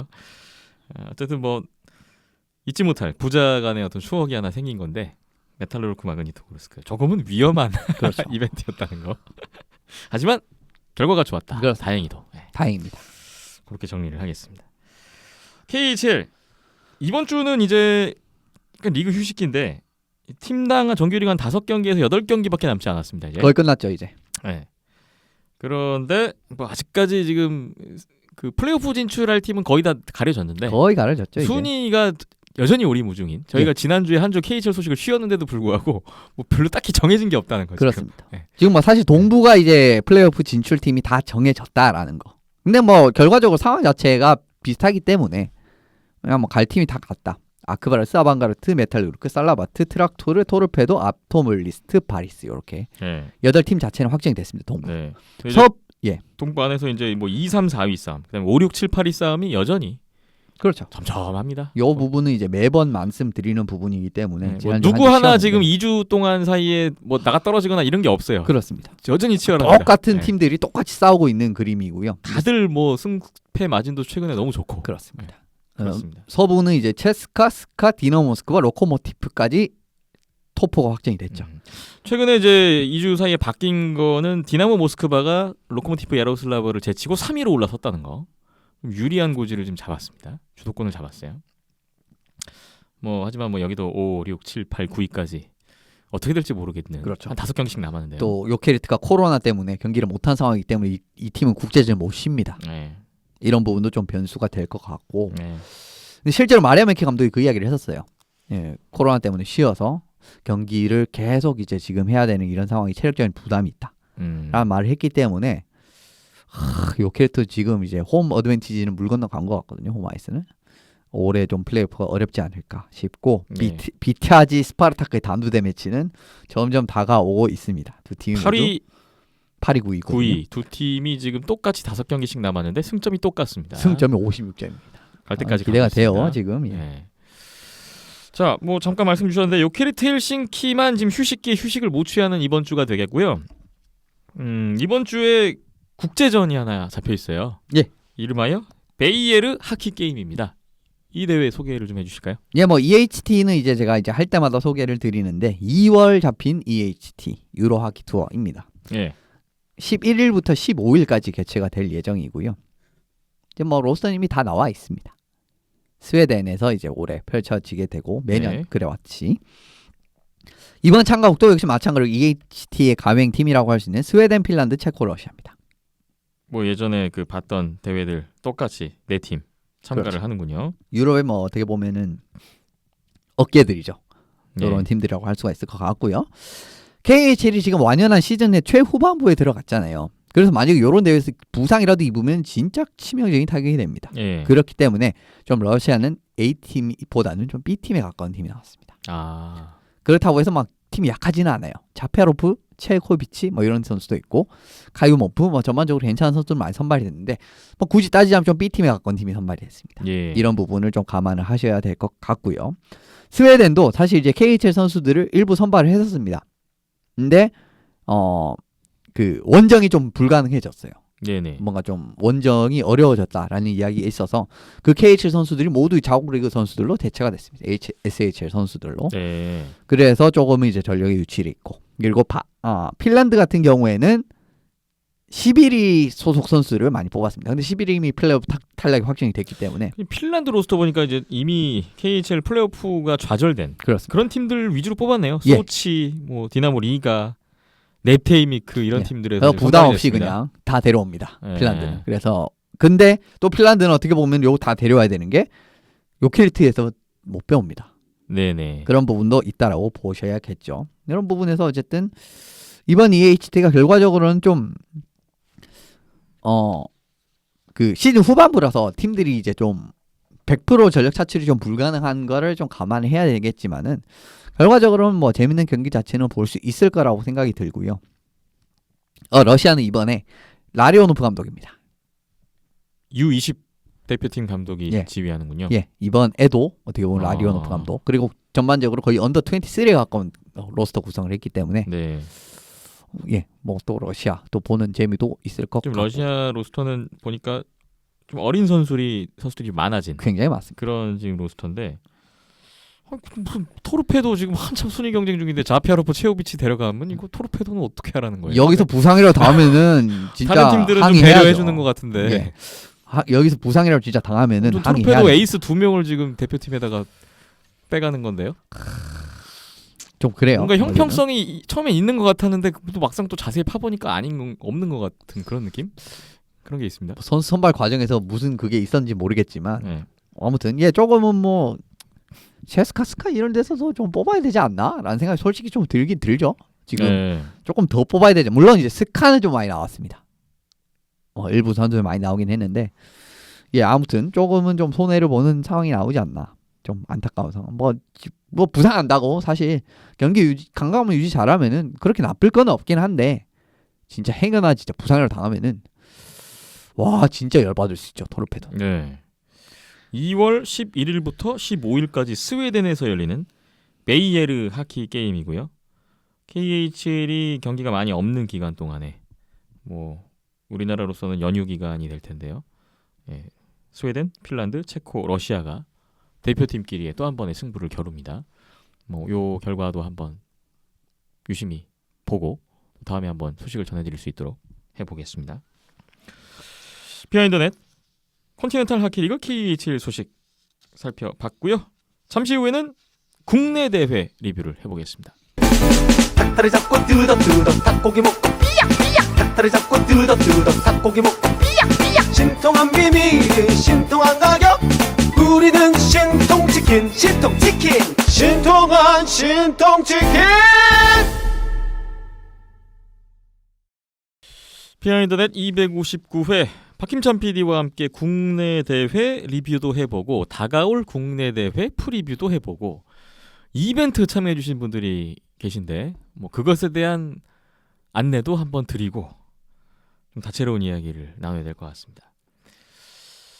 여러 가지 대회가 지금 뭐 소식이 이어져야 되는데 먼저 제1회 한국 실업 아이스하키 연맹전 리뷰부터 해보겠습니다. 지난 2월 5일, 6일, 7일 금토 일요일에 안양 빙상장에서 국내 실업세 팀이죠. 안양알라 대명 킬러웨일즈 하이원이 참가를 했던 대회였고요. 총 3경기, 팀당 2경기씩 지난 종합선수권대회와 같은 방식으로 승부를 겨뤘고 순위가 나왔는데 앞선 실업부 대회와는 다른 순위 결과가 나왔습니다. 오늘 뭐 그 이야기부터 먼저 풀어볼게요. 3경기 간단하게 좀 서머리를 해드리면 2월 5일 금요일에 첫 경기 대명 킬러웨일즈와 안양한라의 경기에서는 안양한라가 강윤석, 김형준, 이주형, 신상우 선수의 골에 힘입어서 4대0으로 안양한라가 승리를 가져갔습니다. 안양한라의 황현호 선수가 23세이브 셧아웃을 했는데 올 시즌에 대명 킬러웨일즈 상대로는 굉장히 좋은 기록을 보여주고 있습니다. 총 6경기에 세이브 성공률이 95.65%, 셧아웃도 2번 있었습니다. 대명 킬러웨일즈는 이현승 선수가 3경기 만에 출장을 해서 38세이브 4실점을 기록했군요. 한라가 이번에 대명 킬러웨일즈전 승리하면서 대명전 최근 7연승을 이어갔고요. 이날 한라에서는 조용곤, 대명 박상진 선수가 부상 결장이 있었습니다. 토요일에 두 번째 경기로 하이원 대 대명 킬러웨일즈 경기가 있었는데 놀랄만한 결과가 나왔죠. 3피리어드 중반까지 0대0의 스코어가 이어졌던 경기였는데요. 3피리어드 중반에 하이원 김동욱 선수의 선제골이 결승골이 됐고요. 1대0으로 하이원이 승리하면서 드디어 올 시즌 첫 승을 신고했습니다. 이날 하이원의 서종현 선수가 33세이브 셧아웃 기록을 했는데 실업부 데뷔 첫 승, 데뷔 첫 셧아웃이 됐고요. 대명 킬러웨일즈는 이현승 선수가 역시 변함없이 출장했습니다.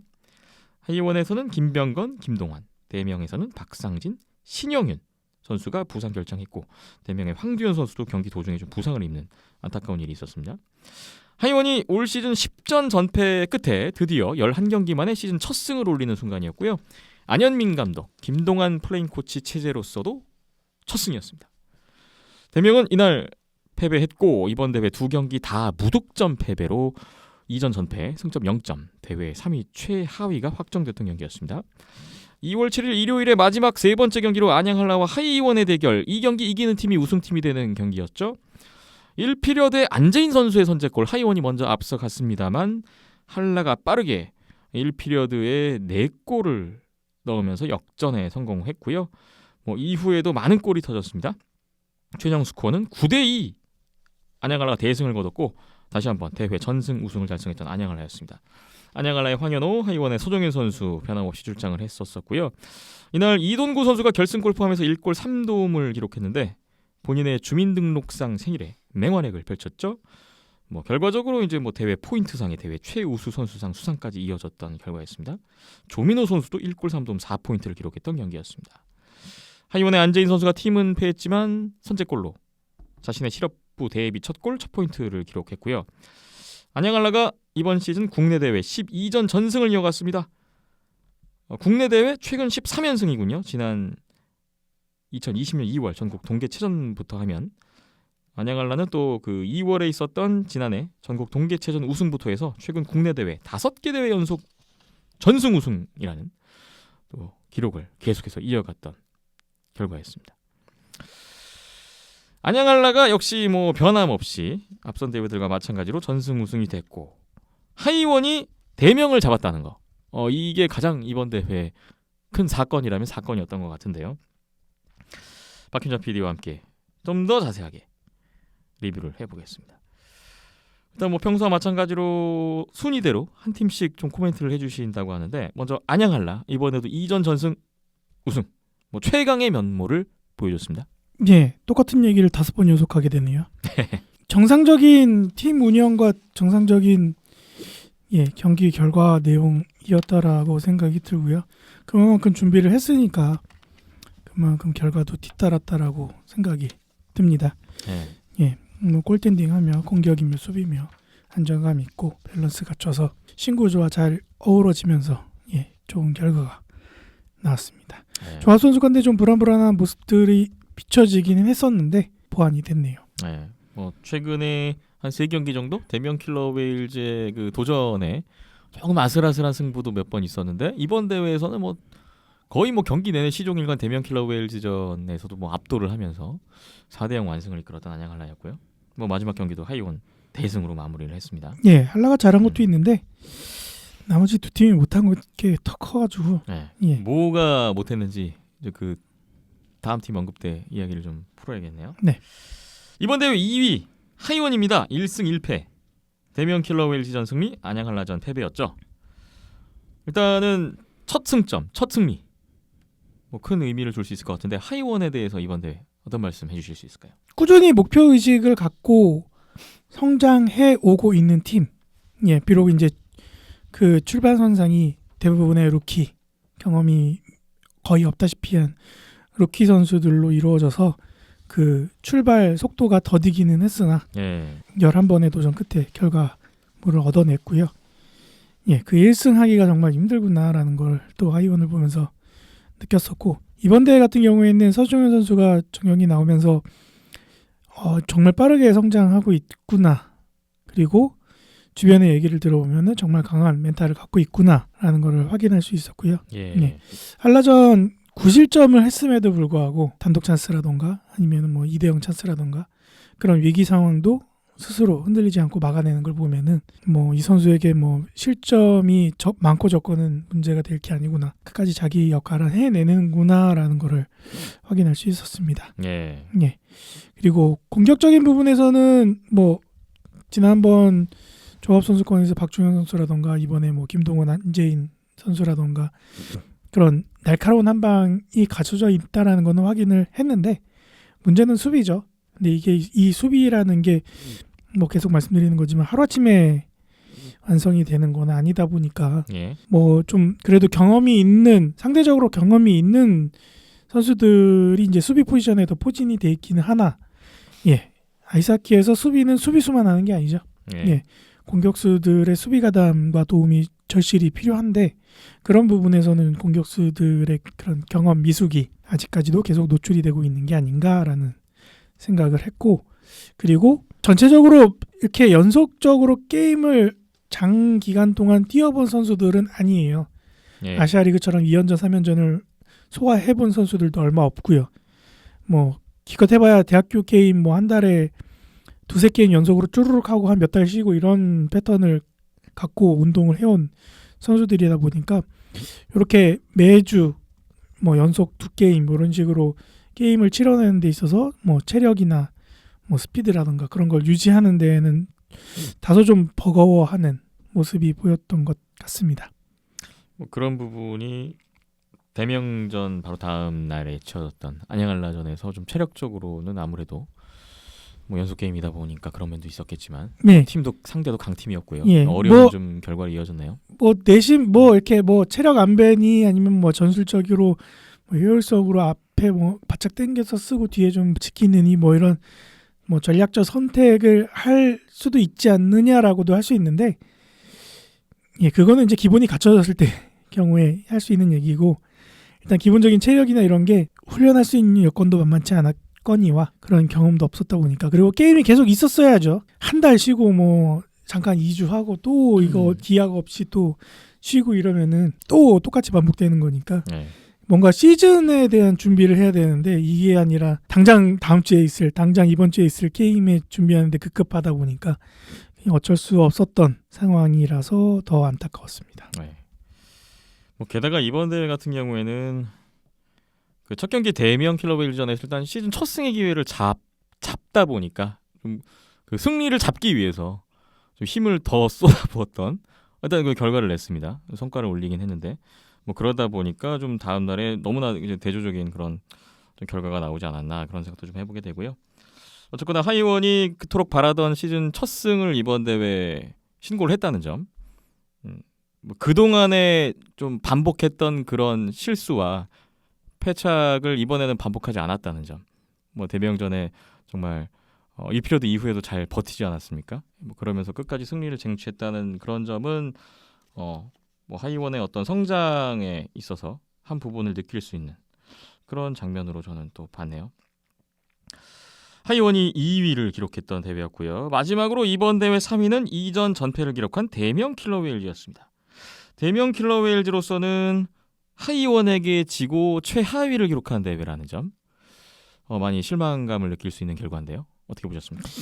예, 앞서 하이원이 뭐 그동안 어려운 여건을 뚫고 첫 승을 올리는데 정말 열심히 노력했다라고 얘기를 했지만 실질적으로 대명의 부진이 아니었으면은 그러니까 하이원의 첫 승에 한 4할 5할의 지분은 대명에게 있다. 둘이 바붙었으니까요. 네. 좀 여러 가지 뭐 조건이 다 복합적으로 작용을 하지 않았나 싶어요. 네. 근데 일정도 하이원이 좀 더 유리했고. 글쎄요. 그 하루 이틀 네. 일정 그 차이 난다고 해서 그렇게 경기력이 차이 날 것도 아니고요. 근데 뭐- 그 전에도 안 좋았어요. 대명이. 대명의 어떤 저하와 뭐 하이원의 어떤 의지와 뭐 그런 뭐 컨디션의 조건 이런 것들이 그러니까 복합적으로 좀 얽히지 않았나 싶습니다. 그런 네. 우주의 기운이 네. 담겨져 있는 1승이다라고 보시면 될 것 같은데 이전에 아시아리그 때 생각을 해보면은 대명이 한창 잘 나가다가 꼭 휴식기가 한 달 넘게 있은 다음에 경기들이 재개가 되면은 항상 경기들을 말아먹었단 말이에요. 아시아리그 때요. 네. 이번에 그런 모습들이었어요. 그 말인즉슨 뭐 지난주에 종합선수권을 했음에도 불구하고요. 예, 그 말인즉슨 12월 달에 놀았다. 준비가 덜 됐다. 네. 예, 그렇게 풀이가 될 수도 있을 것 같고요. 말이야 이렇게 농담조로 한다지만 네, 그 정도로 경기력이 떨어졌다. 예, 실질적으로는 뭐 다들 똑같이 노력을 했겠습니다만 그럼에도 불구하고 이제 뭐 하이원이나 대명은 종합선수권 일주일 전부터 아이스 훈련을 갖기 시작했다라는 불리한 점도 있었죠. 예, 근데 그건 다 핑계고요. 경기력이 안 나오는 건 둘째치고 예, 집중력이 많이 흐트러져 있는 모습을 곳곳에서 발견할 수 있었죠. 예. 예, 잦은 턴오버, 특히 이제 수비 지역에서 공격을 풀어나가는 데 있어서 퍽을 끊기고 뺏기고 패스 미스 나오고 이런 것들이 그렇게 흔들리는 집중력을 잘 표현한 장면들이라 생각이 들고요. 그게 그대로 결과가 이어졌죠. 두말하면 잔소리일 것 같고요. 예. 어떤 이유로 이렇게 집중력들이 흔들어질까 그런 것들을 빨리 원인을 찾고 해결을 해야 되는데 결국에는 항상 얘기하는 거지만 다 자신의 내면의 마음의 문제가 아닐까. 네, 선수면 선수답게 게임에 집중을 해야 되는데 네. 이런 환경적인 요소가 복합적으로 작용하면은 이게 사람 마음이 그렇거든요. 예, 핑계를 댈 구석이 생기면은 그걸 대기 마련이에요. 예, 그 핑계거리조차가 없으면은 그냥 자기 거 하게 되는데 핑계거리가 본인의 의도와 상관없이 여기저기서 생겨나면은 그걸 의지하게 되거든요. 예, 개인적인 경험에서 네. 말씀을 드려보고요. 그런 부분에서 좀 안타까운 결과였지 않았나. 뭐 이거는 뭐 대명 팬분들뿐만 아니라 대명 선수들 스스로들도 많이 자신들에게 실망하지 않았을까라는 생각을 해보게 되는데 스스로 실망을 안 했으면 그것도 문제가 되긴 하는데 하여튼 근데 뭐 네. 가장 올 시즌 가장 최악의 결과가 나온 네. 거잖아요. 두 경기 무득점에 하이원에게도 졌다. 네. 아, 이거는 뭐 변명의 여지가 네. 없죠. 예, 스포츠는 경기 결과로 얘기를 하니까요. 일단은 준비 부족. 뭐 이게 좀 가장 컸던 것 같고 말씀 들어보니까 뭐 그런 큰 틀 안에서 경기 안에서도 이제 집중력 저하 뭐 그런 것들이 결과적으로 뭐 안양할라와의 격차는 더 벌어지고 하이원에게 따라잡히는 또 패배를 당하는 그런 결과를 낳았던 대명 킬러웨일즈의 이번 대회였습니다. 대명은 안양할라 쫓고 하이원 뿌리치고 그거 신경 쓸 겨를이 없을 것 같아요. 네. 네, 자기네들 스스로들 마음을 다잡는 게 먼저일 것 같습니다. 참 많은 대명 킬러웨일즈 팬분들은 안양할라 한번 잡아보자 이번 시즌 안에 이번에는 한번 잡아보자라는 기대를 많이 하셨을 것 같은데 생각보다 너무 좀 완패죠 0대4. 네, 채팅창의 반응이 극명하게 갈리더라고요. 경기 내용적으로도 그랬고 네. 좀 팬분들도 많이 좀 실망했을 법한 그런 대회가 됐던 것 같아요. 이번 대회 각 팀씩 이렇게 하나씩 코멘트씩 해봤고요. 순위 이렇게 나왔고 개인상 정리를 해드리겠습니다. 최우수 선수상 앞서 말씀드린 대로 이돈구 선수가 수상을 했고 우수 선수상은 2위 팀에서 선정하는데 하이원의 이성진 선수 선정됐습니다. 1라인 센터로 팀이 시즌 첫 승에 기여를 했고요. 3위 팀에서 나오는 미기상은 대명 킬러웨일즈 이연승 선수였습니다. 대명의 두 경기 모두 풀타임 출장을 했군요. 포인트상 안양할라 이돈구 선수 5포인트였고 지도자상은 역시 우승팀 안양알의 패트릭 마르티넥 감독이 수상하게 됐습니다. 항상 말씀드리는 거지만 3경기 했는데 이게 무슨 의미가 있나 싶어요. 뭐 상 주고받고 하는 건 좋은데 대회 구색을 갖추는 거죠. 참 이게 대회도 그렇고 한 경기에 뭐 포인트 왕창 얻으면 이제 포인트상 하는 거고. 2경기에서 포인트 뭐 4포인트, 5포인트에서 막 포인트상 받고 하는 게 무슨 의미가 있나 싶기도 하고 최우수 선수상, 우수 선수상, 미기상 이게 또 무슨 의미가 있나 싶기도 하고. 근데 국내 대회는 매번 이렇습니다. 네. 1위 팀에서 최우수, 그 2위 이런 팀에서 좀, 우수 선수, 예. 3위 팀 미기. 이 좀 오래된 구식은 버리고 좀 신선하게 좀 바꿀 필요가 있지 않을까. 네. 예. 그렇게 팬들을 생각한다면 팬투표하라도 마련을 해야죠. 그런 좀 아쉬움이 드네요. 이번 대회도 변화는 없었습니다. 일단. 어쨌거나 이번 대회가 제1회였잖아요. 뭐 시범 대회로 치러지긴 했는데 실업 연맹전, 한국 실업 아이스하키 연맹전. 처음 이제 출발하는 대회였는데 전체적으로 좀 어떤 느낌을 받으셨는지 들어볼까요?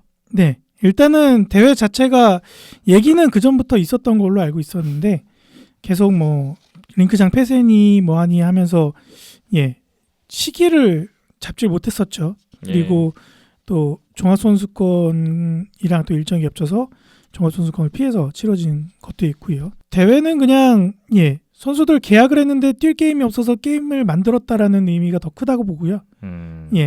뭐 우리나라 실업 아이스하키 발전을 위해서 연맹 실업 구단 세 팀이 모여서 연맹을 만들어서 뭐 으쌰으쌰 해보자 이런 의미보다는 일단은 지금 계약한 선수들 한 경기라도 더 뛰겨보자 그런 의미가 더 컸다라고 생각이 들고요. 굉장히 일정들이 정해져 있지 않고 불확실했잖아요.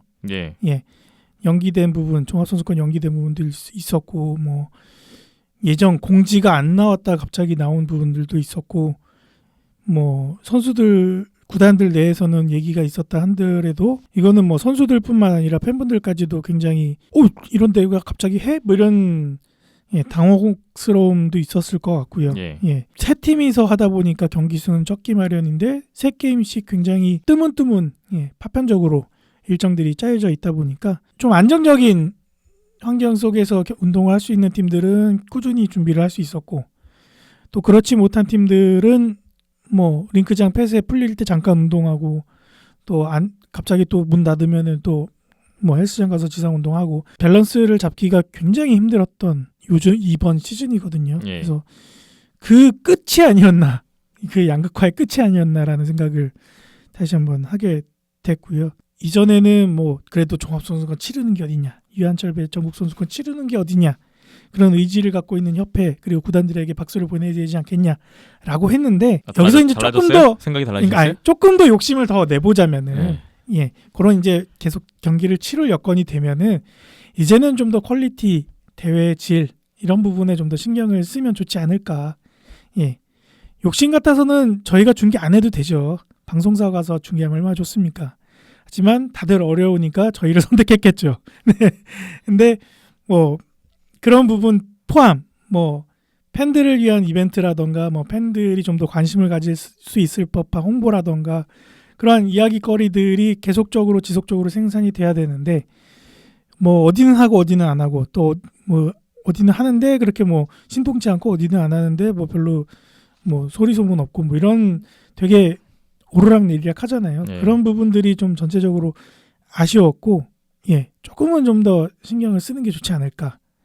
단순히 대회를 치러내고 경기를 치러내고 선수들 밥값이나 시키자라는 거는 좀 한계가 있지 않을까라는 생각이 들었어요. 그러니까 경기가 없는 것보다야 뭐 이렇게 있는 게 분명히 좋고 낫긴 한데 이런 뭐 한 대회 한 2경기 하고 끝. 그러니까 이런 좀 되게 단편적이고 파편적인 이런 그냥 대회 단발성 대회가 쭉쭉쭉 가는 것보다는 좀 어떤 리그 그쵸, 뭐 아시아리그는 묶어서 아니더라도 네. 뭐 어떤 리그의 어떤 분위기가 날 수 있는 좀 주기적으로 경기가 이어질 수 있는 하물며 그런 좀 고교 포맷이 나오면 좋을 것 같은데. 고교 리그도 각 대회를 1, 2, 3차로 묶어서 왕중왕전까지 하잖아요. 그런 아이디어가 충분히 나와 있음에도 불구하고 그러니까 애초에 계획성이 없었던 거죠. 언제 할 줄도 모르고 언제 재개될지도 모르니까 그냥 정해져 있는 게 없다 손 놓고 보니. 있다가 갑자기 이제 뭐 링크장이나 이런 게 조금씩 하니까 그래 요 틈에 뭐라도 해보자라는 마음이 더 컸을 거예요. 코로나 때문에. 올해는 이렇다 치고 예, 코리아 리그까지는 2020 시즌으로 들어가죠.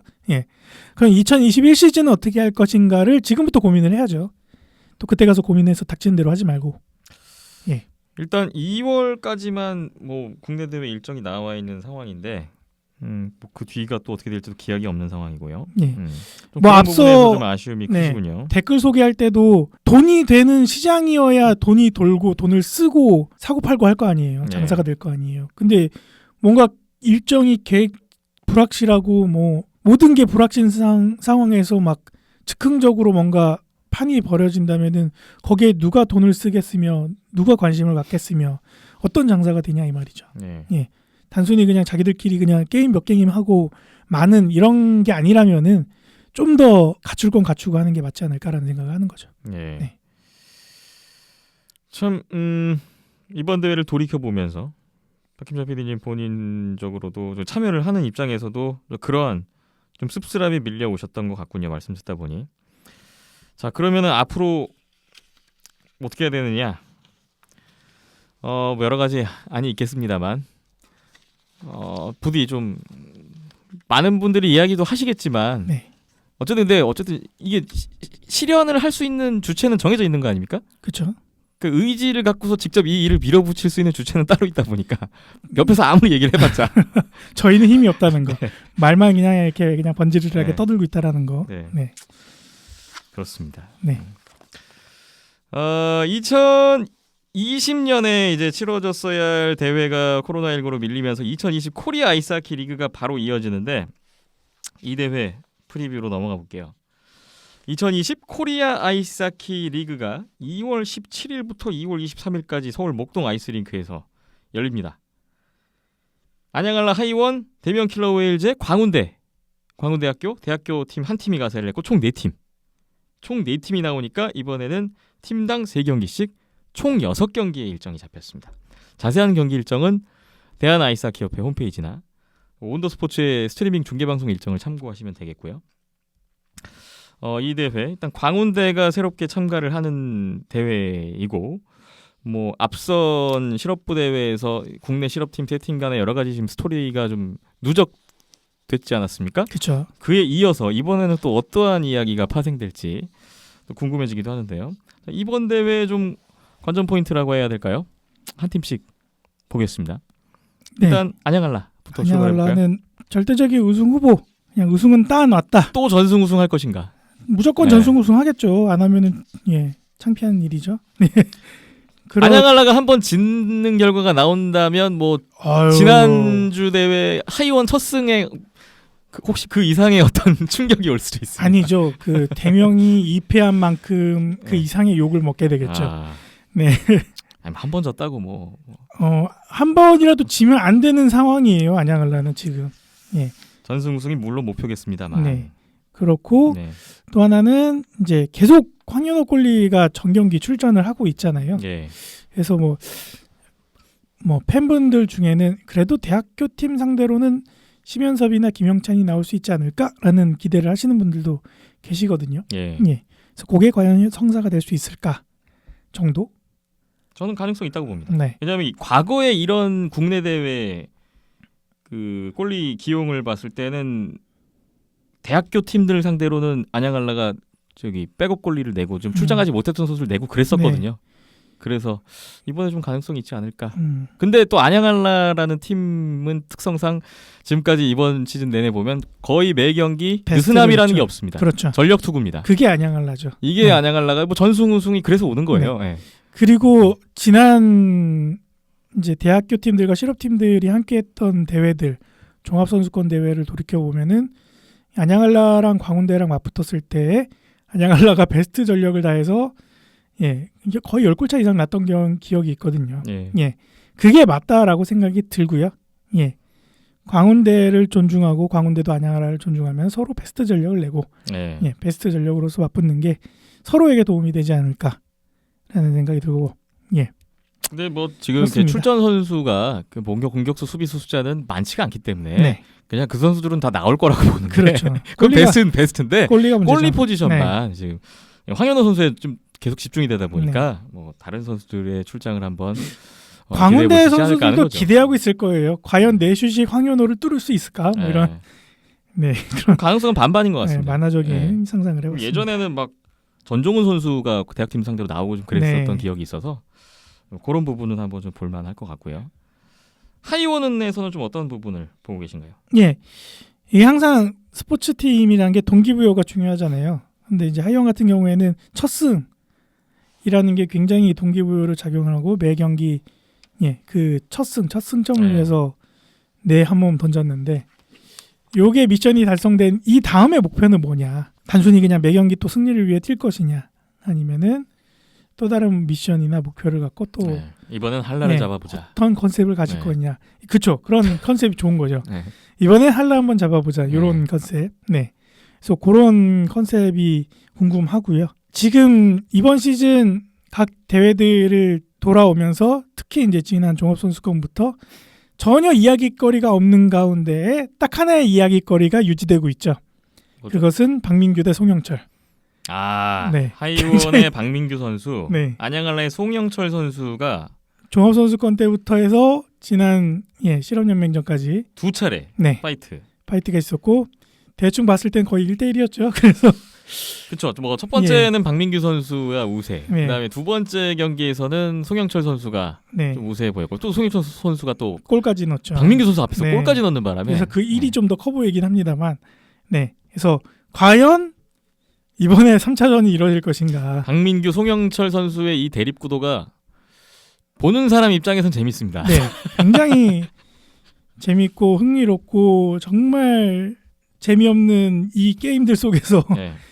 한 가지 흥미로운 재미거리를 선사해주는 2월 상황인데요. 22일 월요일 2시 경기 네. 안양 한라 대 하이원의 경기에서 이 두 선수 간의 세 번째 격돌이 나올 것인가? 예. 언제 나올지 모릅니다. 이번에 1피리어드에 나와서 조금 너무 빨리 나왔는데 그 생각이 들었는데요. 개인적으로는 파이트도 파이트고 파이트 이후에 둘 다 좀 더 쿨하게 손을 맞잡고 요건 다 쇼를 위한 거였어. 이렇게 좀 보여주는 세레모니까지 나온다라면은 네. 또 멋지게 한 시즌이 마무리되지 않을까라는 생각도 드네요. 네. 예. 뭐 그런 좀 스토리 라인이 생겨서 처음만 네. 다행이죠. 처음만 다행입니다. 이 암울했던 국내 상황 속에서 한 줄기 빛과 같은 스토리 라인. 이런 것도 팬분들은 재미있게 볼 수 있는 요소거든요. 가장 많이 댓글이 달렸어요. 파이트 영상에. 물론 선수 비방이라던가 네. 누가 잘했네, 누가 못했네 이런 댓글들도 있지만 이번 파이트 너무 재밌었다. 다음이 또 기대가 된다. 이번엔 누가 좀 더 우세한 것 같다. 이번에는 어땠다 하는 그런 감상들 글들이 하이라이트고 풀경기고 라이브고 전혀 달리지 않았었는데 이 두 선수 간의 그런 신경전 속에서 이런 재미난 글들이 많이 달렸거든요. 네. 그것만 생각해 보더라도 충분히 흥행의 요소로 자리 잡을 수 있는 한 가지가 아닌가 생각이 들고요. 물론 파이트만 주목이 되면 안 되죠. 그 기본 바탕에는 재밌는 게임이 기본 바탕이 돼야 되는데 팬분들이 댓글이 이쪽으로 쏠린다라는 거는 어지간히도 재미가 없었나 보죠. 다른 게임들은.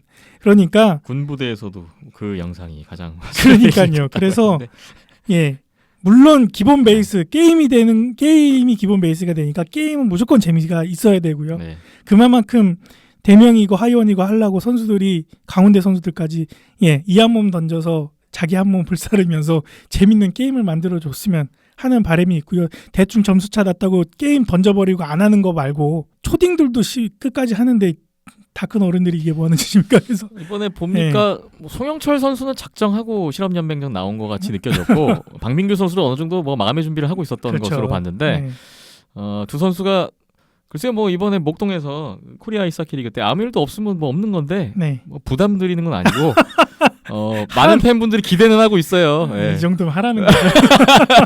그건 아니고 네. 안 하면 거기에 대해서 뭐라 할 수는 없죠. 굳이 파이트가 아니더라도 송영철 선수가 정말 막 기묘한 핸들링으로 골을 집어넣었으면은 또 그거에 반대로 박민규 선수가 또 기가 막힌 단독 무빙으로 또 골을 넣고 세레모니를 화려하게 할 수도 있는 거잖아요. 저는 박민규 송영철 선수가 한 골 넣었잖아요 이번에. 그렇죠. 박민규 선수도 안양한라전에서 자신의 실업부 데뷔 첫 골 한번 넣고 세레모니 화려하게 하면 되죠. 뭔가를 보여주는 게 서력이라면 저 서력이라고 생각하거든요. 그런 장면들도 충분히 연출될 수 있는 거니까 네. 그 연출을 저희가 하는 게 아니라 선수들이 직접 해야 된다는 거. 네. 그러니까 정말 열심히 게임을 뛰다 보면은 재밌게 게임을 뛰다 보면은 그런 장면들은 자연스럽게 따라 나오기 마련이니까 좀 재밌게 열심히 해줬으면 하는 바람이 있습니다. 한라 네. 얘기할 때 이런 얘기를 다 하게 되네요. 라이온까지. 안양한라 하이원 이야기 먼저 했고 이제 대명 킬러 웨일즈 어떤 부분을 좀 보면 좋을까요? 대명은 지금 한라 하이원 신경 쓸 때가 아닐 것 같아요. 스스로 자신들이 흐트러졌던 페이스를 되찾고 밸런스를 되찾고 이게 범고래가 계속 헤엄쳐야 바닷속에서 생존을 할 수가 있는데 예. 그 헤엄을 멈추면 가라앉는 건 한순간이거든요. 그래서 그런 자기들만의 마음, 초심 이런 걸 되찾는 게 먼저일 것 같습니다. 명예회복 해야 되지 않겠습니까? 대명은 명예회복 하려면 일단 한라를 잡아야 되고요. 이번에 한라 잡고 우승해야죠. 그쵸. 그래야 뭐 지난 시러바이사키 연맹전의 실패를 빨리 잊게 하는 팀이 좀 회복할 수 있는 그러니까 그런 결과가 될 것 같아요. 저희가 이렇게 얘기하는 거는 항상 스포츠는 결과로 얘기하기 때문에 네. 이렇게 말씀드리게 됩니다. 그리고 많은 그 대명 팬분들이 원하고 있는 올 시즌 안양한라전 첫 승. 네. 요거 한번 이번엔 성사될 수 있을 것인지 네. 봐야 될 것 같습니다. 준비가 안 됐다고 경기가 안 나오는 건 아닌 것 같아요. 네. 마음이 부족했기 때문에 부처님 같은 말씀을 하고 있네요. 대명 킬러 웨일즈까지 받고 그리고 광운대학교가 이번에 참가를 하는데 네.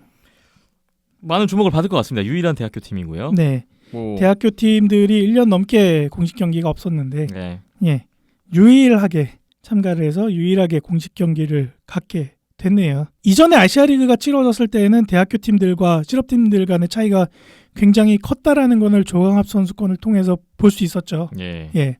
10골 차 이상 나고 막 그랬던 모습들이었는데 지금은 뭐 외국인 선수들도 빠지고 그다음에 국내 팀 실업팀들도 이런 훈련 환경 자체가 여의치는 않았기 때문에 대학교 팀들과 얼마만큼 그 격차가 좁혀졌을까 줄어들었을까가 좀 관심사이긴 하거든요. 네. 그리고 광운대는 일단 광운대 자기 학교에 링크 있지 않습니까?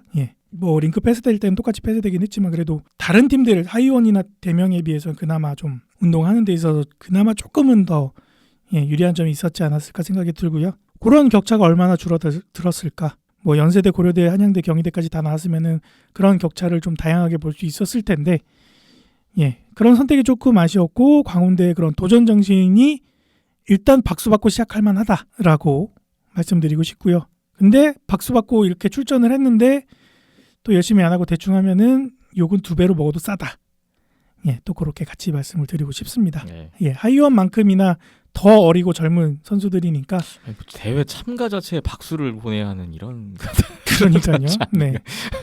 다른 안 나온 팀들은 이제 박수 네. 못 받는 거고요. 네. 그래서 하이원 이상의 그런 젊은 패기, 대학생들의 패기를 보여줄 수 있었으면 좋겠습니다. 그래서 그 좀 으쌰으쌰하는 분위기가 이번 대회 전체적으로 좀 바람이 불어졌으면 좋겠네요. 네. 서울 목동 아이스링크에서 열리는 2020 코리아 아이스하키 리그 온더스포츠에서 실시간 스트리밍 중계합니다. 네, 오후 혼자 2시 가서 경기. 하고요. 네, 네. 종합선수권이랑 똑같습니다. 요거 또 시청을 많이 부탁드려야 될 것 같습니다. 다음 얘기로 넘어가겠습니다. 울산 출장 다녀오셨잖아요. 네. 그 얘기 잠깐 좀 해주시겠어요? 뭐 앞서 댓글 소개할 때도 네. 말씀을 거의 다 드렸는데요. 정말 경험하지 못했던 새로운 경험들을 하고 왔습니다. 초등부 대회. 동호회 게임들도 이렇거든요. 이게 대관 시간 안에 다 해결을 해야 되다 보니까 뭐 중간에 휴식 시간 뭐 거의 없다시피 하고 웜업도 거의 뭐 한 운동 만 운동 한 2, 3분 내에 끝내버리기도 하고 그렇게 하는데 초등부 대회가 그렇게 되고 있더라고요. 그래서 3분 원업하고 60분을 20분씩 쪼개서 바로바로 진영 교체하면서 휴식 시간 없이 딱 1시간 안에 끝내버리는 그러면서 하루에 8경기를 소화해버리는 그렇게 3일 만에 대회가 끝나버리는 그렇게 경기가 치러졌는데 모르시는 분들이 보시기에는 이거 너무 혹사 아니야? 아니면은 뭐 너무 빡빡한 일정 아니야? 왜 일정을 널널하게 할 수도 있는데 왜 이렇게 저는 잘 모르는 했을까? 입장에서 원래 초등부 대회는 이렇게 하는 건가? 그러니까요. 그런 생각을 그렇게 했었어요. 이거 문제 아니야라고 지적할 수도 있는데 가서 느꼈던 거는 여의치 않은 환경이었을 거예요. 대관 잡기도 힘들고 이 시국 속에서 대관 잡기도 힘들었을 거고 더군다나 수도권에서는 그게 더 쉽지 않죠. 그러니까 네. 지방까지 갔을 거고 그리고 참가하려는 선수들 팀은 많은데 이거를 어떻게 추려내는 방법이라던가 그런 과정 속에서 지역 시도 대항 뭐 이런 식으로 성격을 바꾸면서 선수 선발도 하고 이렇게 또 성격이 바뀌었을 거고 그 가운데 또 엄청난 잡음과 뭐 비판과 비난과 이런 것들이 또 오고 갔을 거고 그런 고심 끝에 나온 최선의 방안 자신들이 할 수 있는 최선의 방안이라는 생각을 하게 됐고요. 네. 이거를 뭐 누구 연맹을 탓하니 협회를 탓하니 하는 것보다는 일단 이 시국 속에서 이걸 하는 게 어디냐. 예, 중고등 연맹이나 대학 연맹을 봐라. 아무것도 안 하지 않느냐. 뭐 그런 생각을 하게 됐어요. 그래서 그렇게 아무것도 안 하는 것보다는 이렇게 하는 게 낫다. 빡세긴 해도. 네. 예. 그리고 애들도 즐거워하더라. 보니까 마지막 날에 U12 대회 같은 경우에 마지막 날에 그 결승전에 오르는 팀은 그날 하루 3게임을 했어요.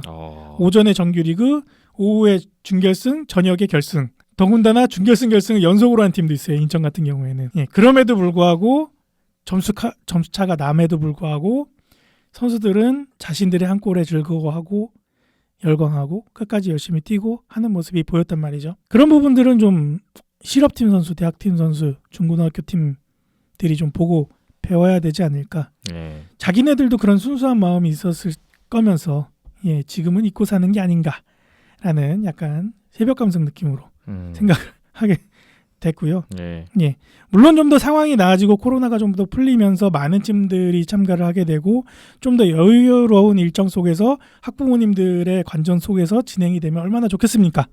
하지만은 그게 어려우니까 짜내서 나온 결과니까요.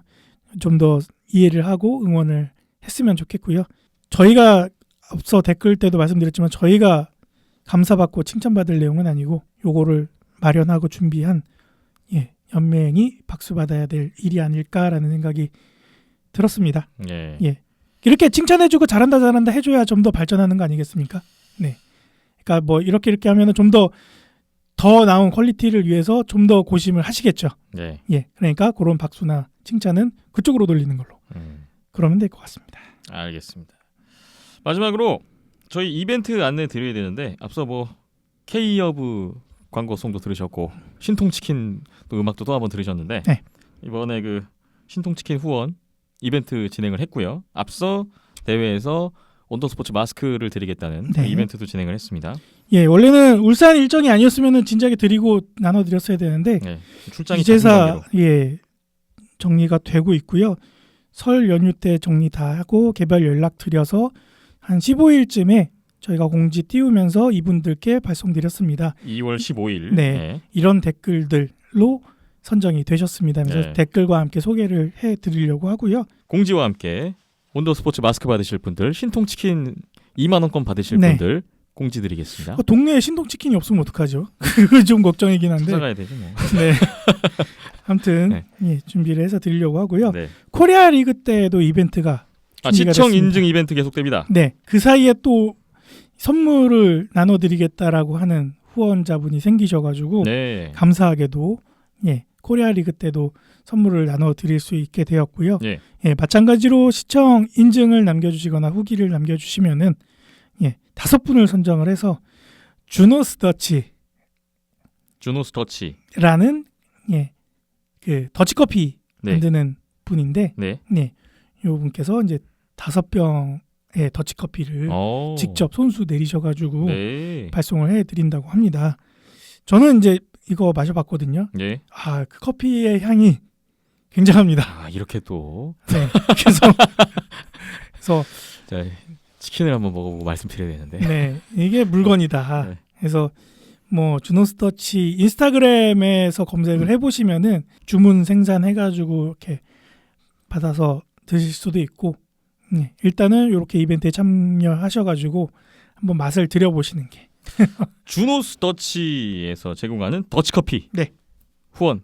추가 후원 들어왔고요. 준비되어 너무 있습니다. 감사드립니다. 코리아 아이스하키 리그 중계 보신 시청 인증샷, 시청 후기를 온더스포츠 SNS를 통해서 남겨주시면 5분께 더치커피를 드리겠습니다. 이벤트 계속되니까 많이 참여해 주시고요. 후원 항상 기다리고 있으니까 또 후원해 주실 분들 있으면 연락 부탁드리겠습니다. 예, 이렇게 후원 온다고 해서 저희한테 떨어지는 거 없고요. 네. 다 청취자분한테 그럼요. 다 토스해드리는 거니까 네. 같이 즐기자 함께 즐기자라는 마인드로 많이 후원 부탁드리겠습니다. 네. 비안전의 259회 이제 시간이 많이 흘렀기 때문에 마무리를 해야겠습니다. 박김현 PD님이 2주 만에 오시더니 지난주에 못했던 얘기까지 다 쏟아내셨던 것 울산에서 같은데 마일이 거의 없었거든요. 분량이 어마어마하게 나왔고 편집하지 말아주세요. 네, 무거운 수행하는 줄 그대로 알았어요. 올려주세요. 네. 259회 이만 물러가겠고요. 저희는 260회로 돌아오겠습니다. 지금까지 박김천 PD와 이현석 기자, 저는 김태범이었습니다. 함께해 주신 여러분 고맙습니다.